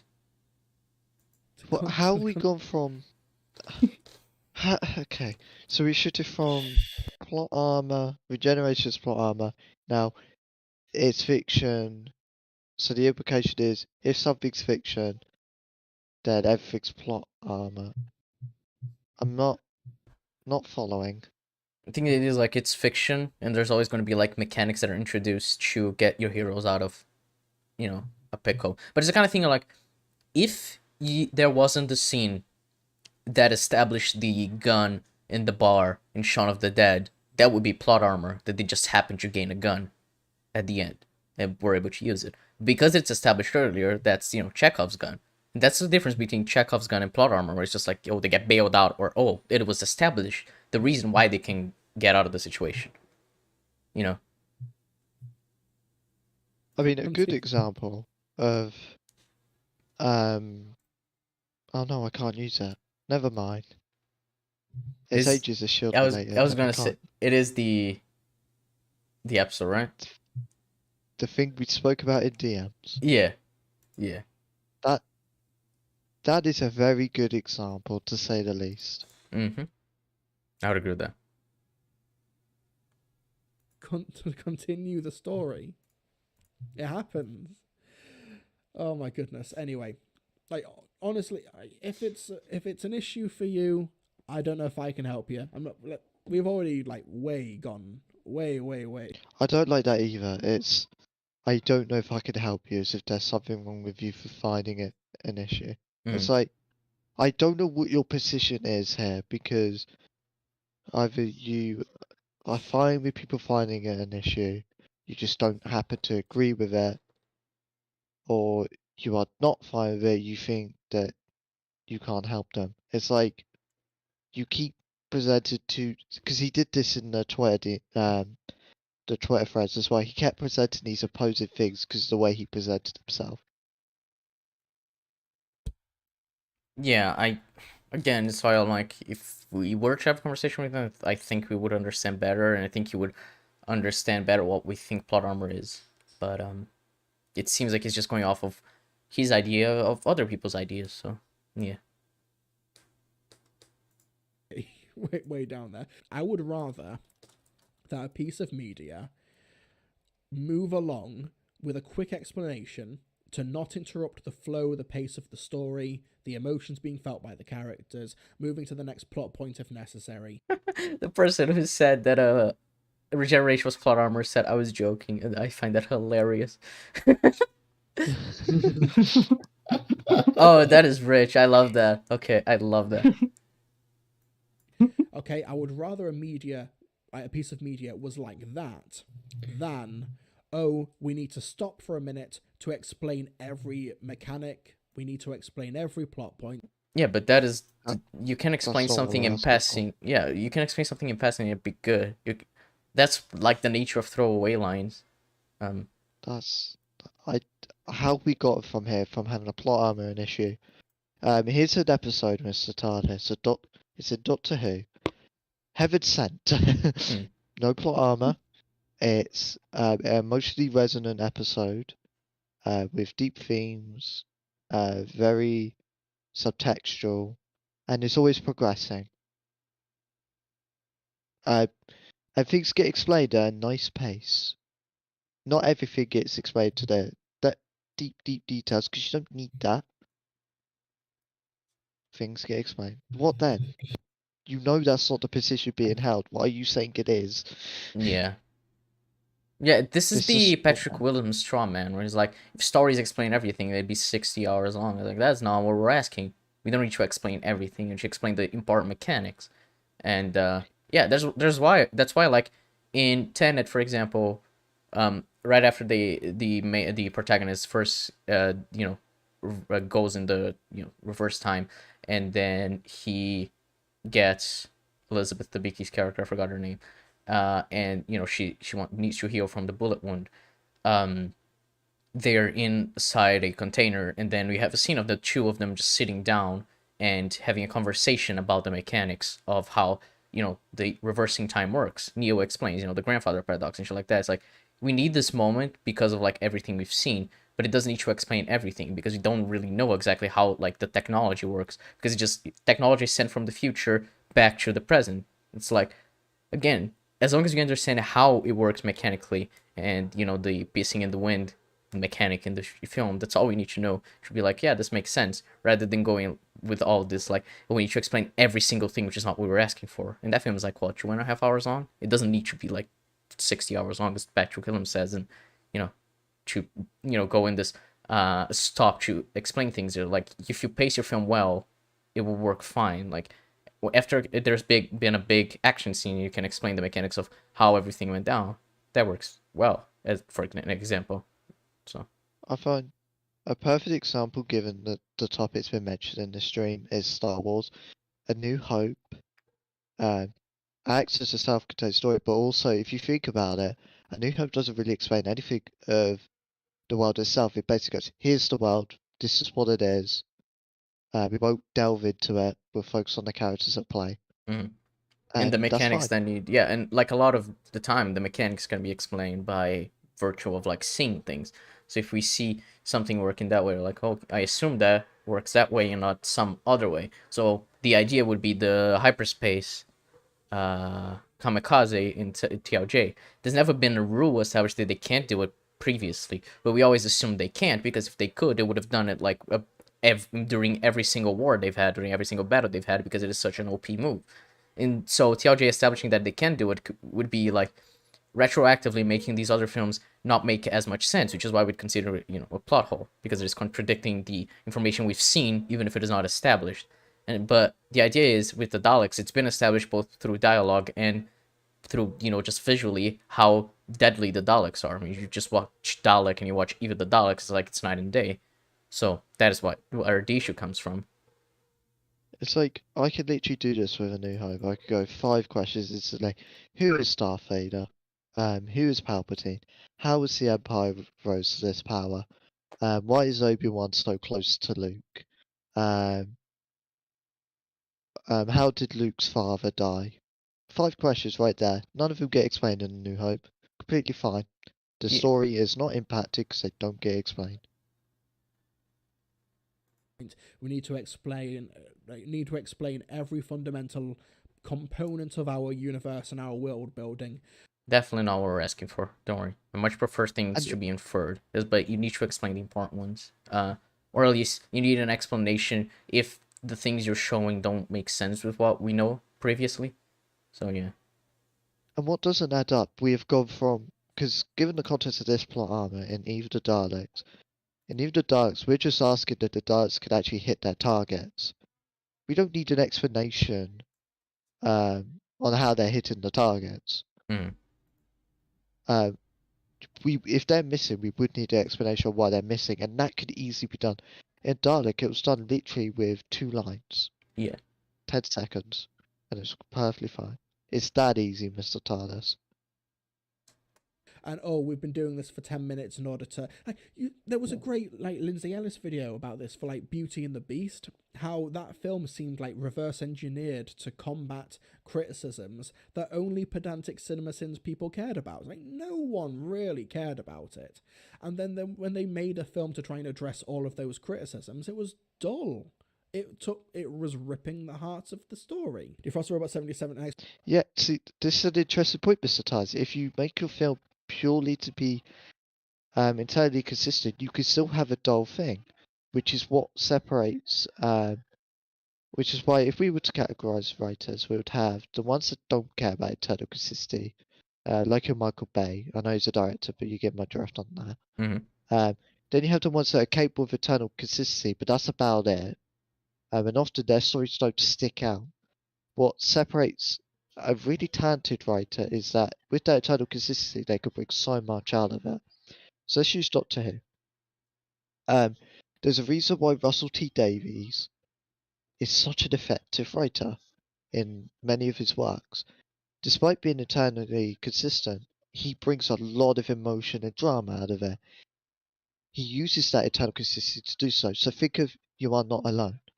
Through the explanation of the Chameleon Watch, the setup in the season, through the explanation of the Time War, so we know how special another Time Lord is, through the explanation of what Time Lord it is and how they survived, through how it's set up through the face of Bo and it's been staring in our face all along, and how that twist is built up in Forever, and everything.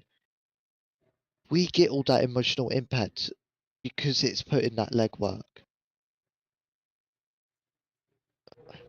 If we, in Eve of the Daleks, if we had 0 plot armor, the Daleks were effective, and we say idealistically the plot was fine, even then it would be a dull episode. Because the problem is the characterization isn't there. We can't emote with the characters, so we can't really get invested in the stakes or feel the drama. Yeah, and that's why when we criticize Village of the Angels, it's like it does have plot armor in that the angels being, having inconsistent speeds and shit like that. But the episode has some pretty interesting character stuff, especially with Jericho. I remembered his name, Jericho. And so, you can criticize that episode, but there's still interesting stuff about it. But there's also stuff that is very dull. And then, you can talk about why that episode works better than even the Daleks on just beyond the plot level, or it does have much more interesting characters and more developed characters. So yeah, It's like I don't understand how Doctor Who fans do this, because 4 episodes to pick out for me instantly is Dalek, Water of Mars,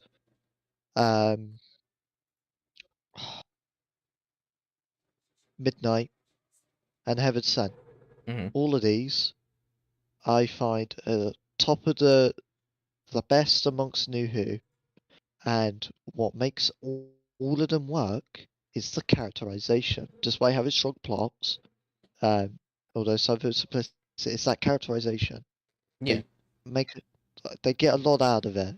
Yeah, it's like the plot of Midnight is like barely there. What is interesting is the characterization. It's just, Something like Alien, which is just characters trying to survive while they're on a ship with an alien trapped inside with them. It's like, well, that is very simple, but the way they do it is really good because of how effectively it's done and how the characters are well explored and well developed. But when you look at something like uh, I guess Zack Snyder's Justice League. Let's go with that. Snyder Cut. That film gets really complicated as it tries to deal with time travel when, alien races trying to fight each other and shit like that. It's like, that is a lot of interesting things you're trying to tackle, but it is done poorly because of, the lack of talent that the writers have to actually explore those ideas well and consistently. So, yeah. I forgot where I was going with that. But yeah, Midnight is good. That's my point. and this is the thing. Like, it's interesting that Mr. Tyres builds these positions up when, like, we're in agreement on a lot of these things. Yeah. Yeah, it just seems like the understanding of what plot armor is and how it exists within stories is skewed, I guess, from his perspective. Yeah. Explanation, that's not what even the Daleks had, that we want justifications, that's all you need. The justification was that it was a Gatling weapon that maybe at a distance was a scattershot aim. Then why would they do that? Then why would they change their weapons? And Well- also that doesn't make sense. If they have more shots to if they have a gun that can fire shots more rapidly, and as long as you can have a general aim of where you're aiming at, of the object you're aiming at, you are gonna be able to hit it just by virtue of how many shots are being fired. That's why like jets and shit like that, they have like those like miniguns are like extremely rapid firing machine guns, because even if you can't aim properly to one target, to the one target you're trying to hit, the amount of shots you're firing is like the likelihood is you're gonna end up hitting it at some point. And there's a consideration as well, or whilst the typical miniguns has high recoil, Daleks don't have that recoil issue. We literally see that in the episode. There's no recoil. Yeah. So it's literally many laser blasts at once. Yeah, and it's like if if you're saying I would, it is because of these guns. Like, why change that then? Just use fucking the normal gun you'll always use. Yeah, if you're going, these are better Daleks for killing, and then you give them a huge disadvantage, that's nonsensical to me. Yeah, then that would be like an issue in world building, which would still So, cause plot armor. So you just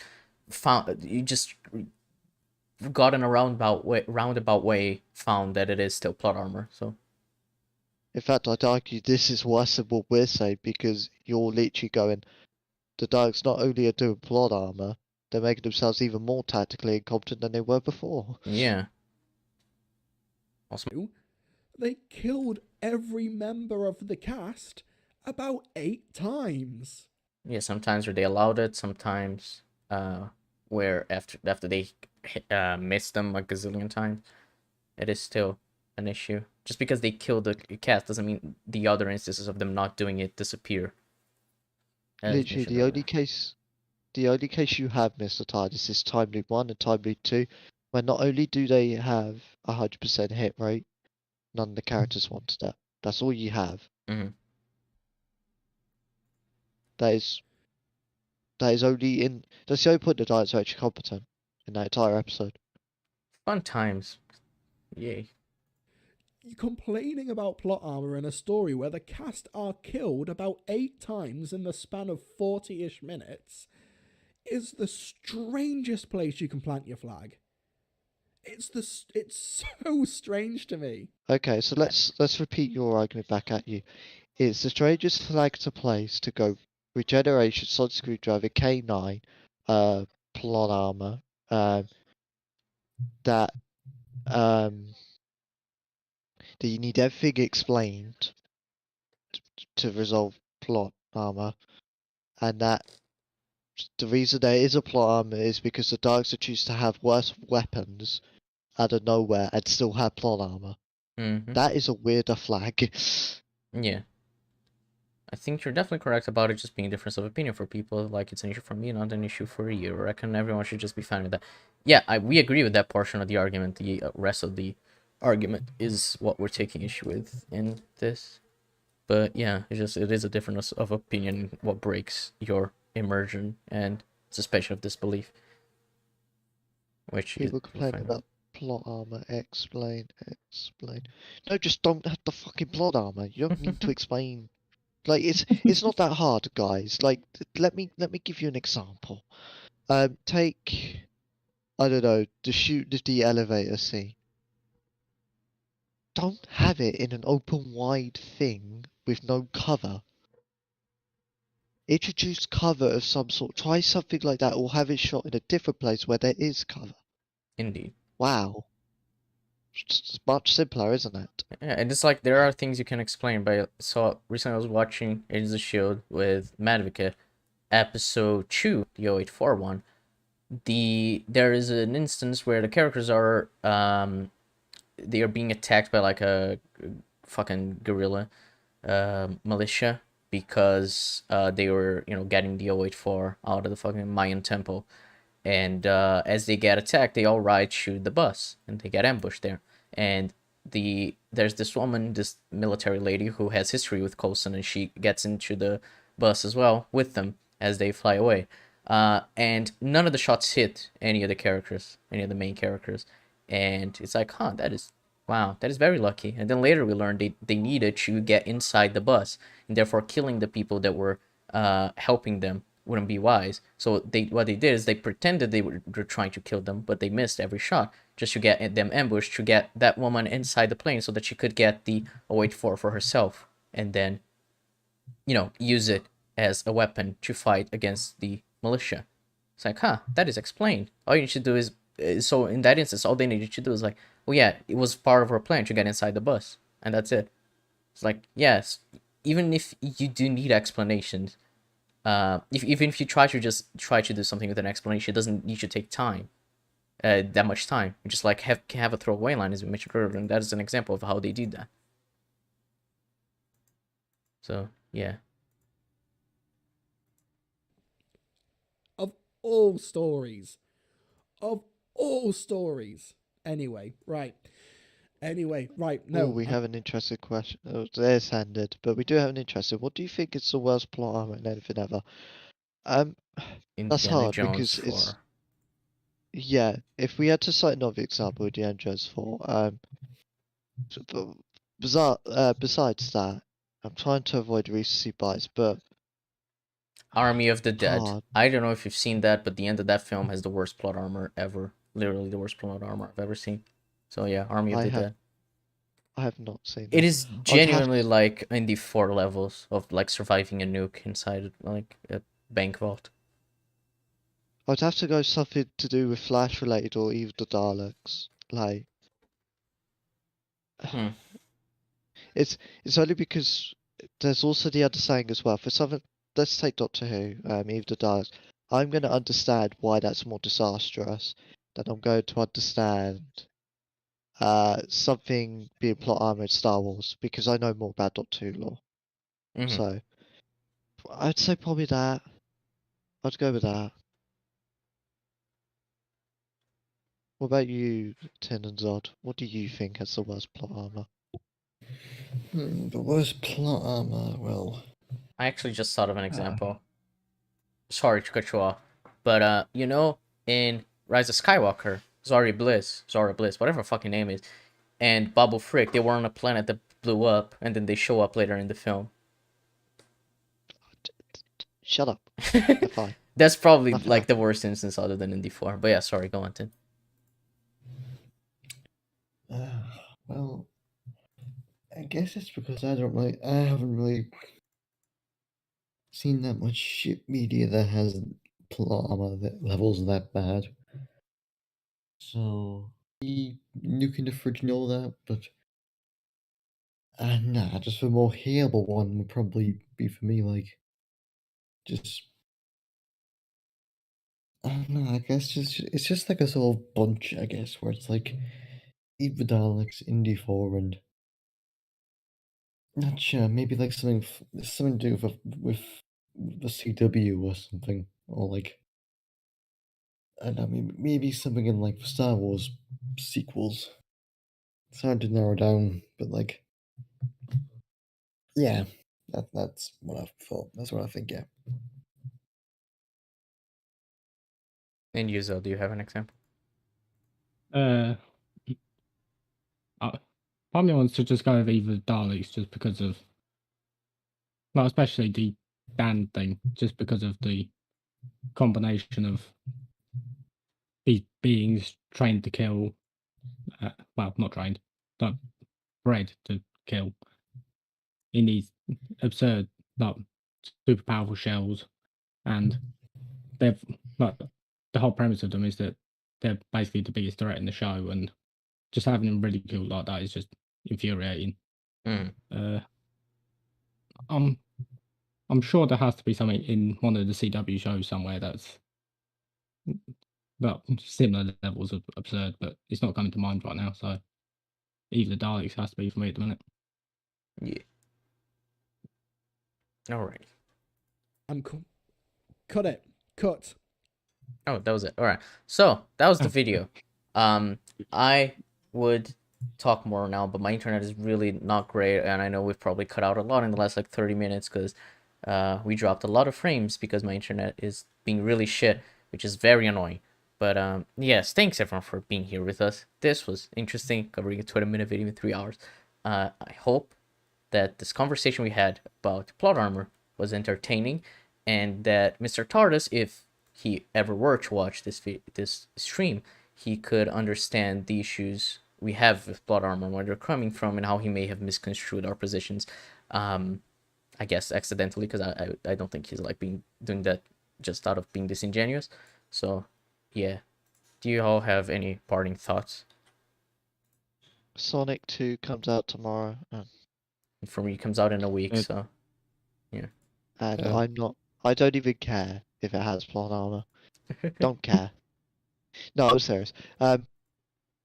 Yeah, I don't really have much on this. The next time you'll probably see us, it wouldn't be Sonic 2. yeah, most likely not.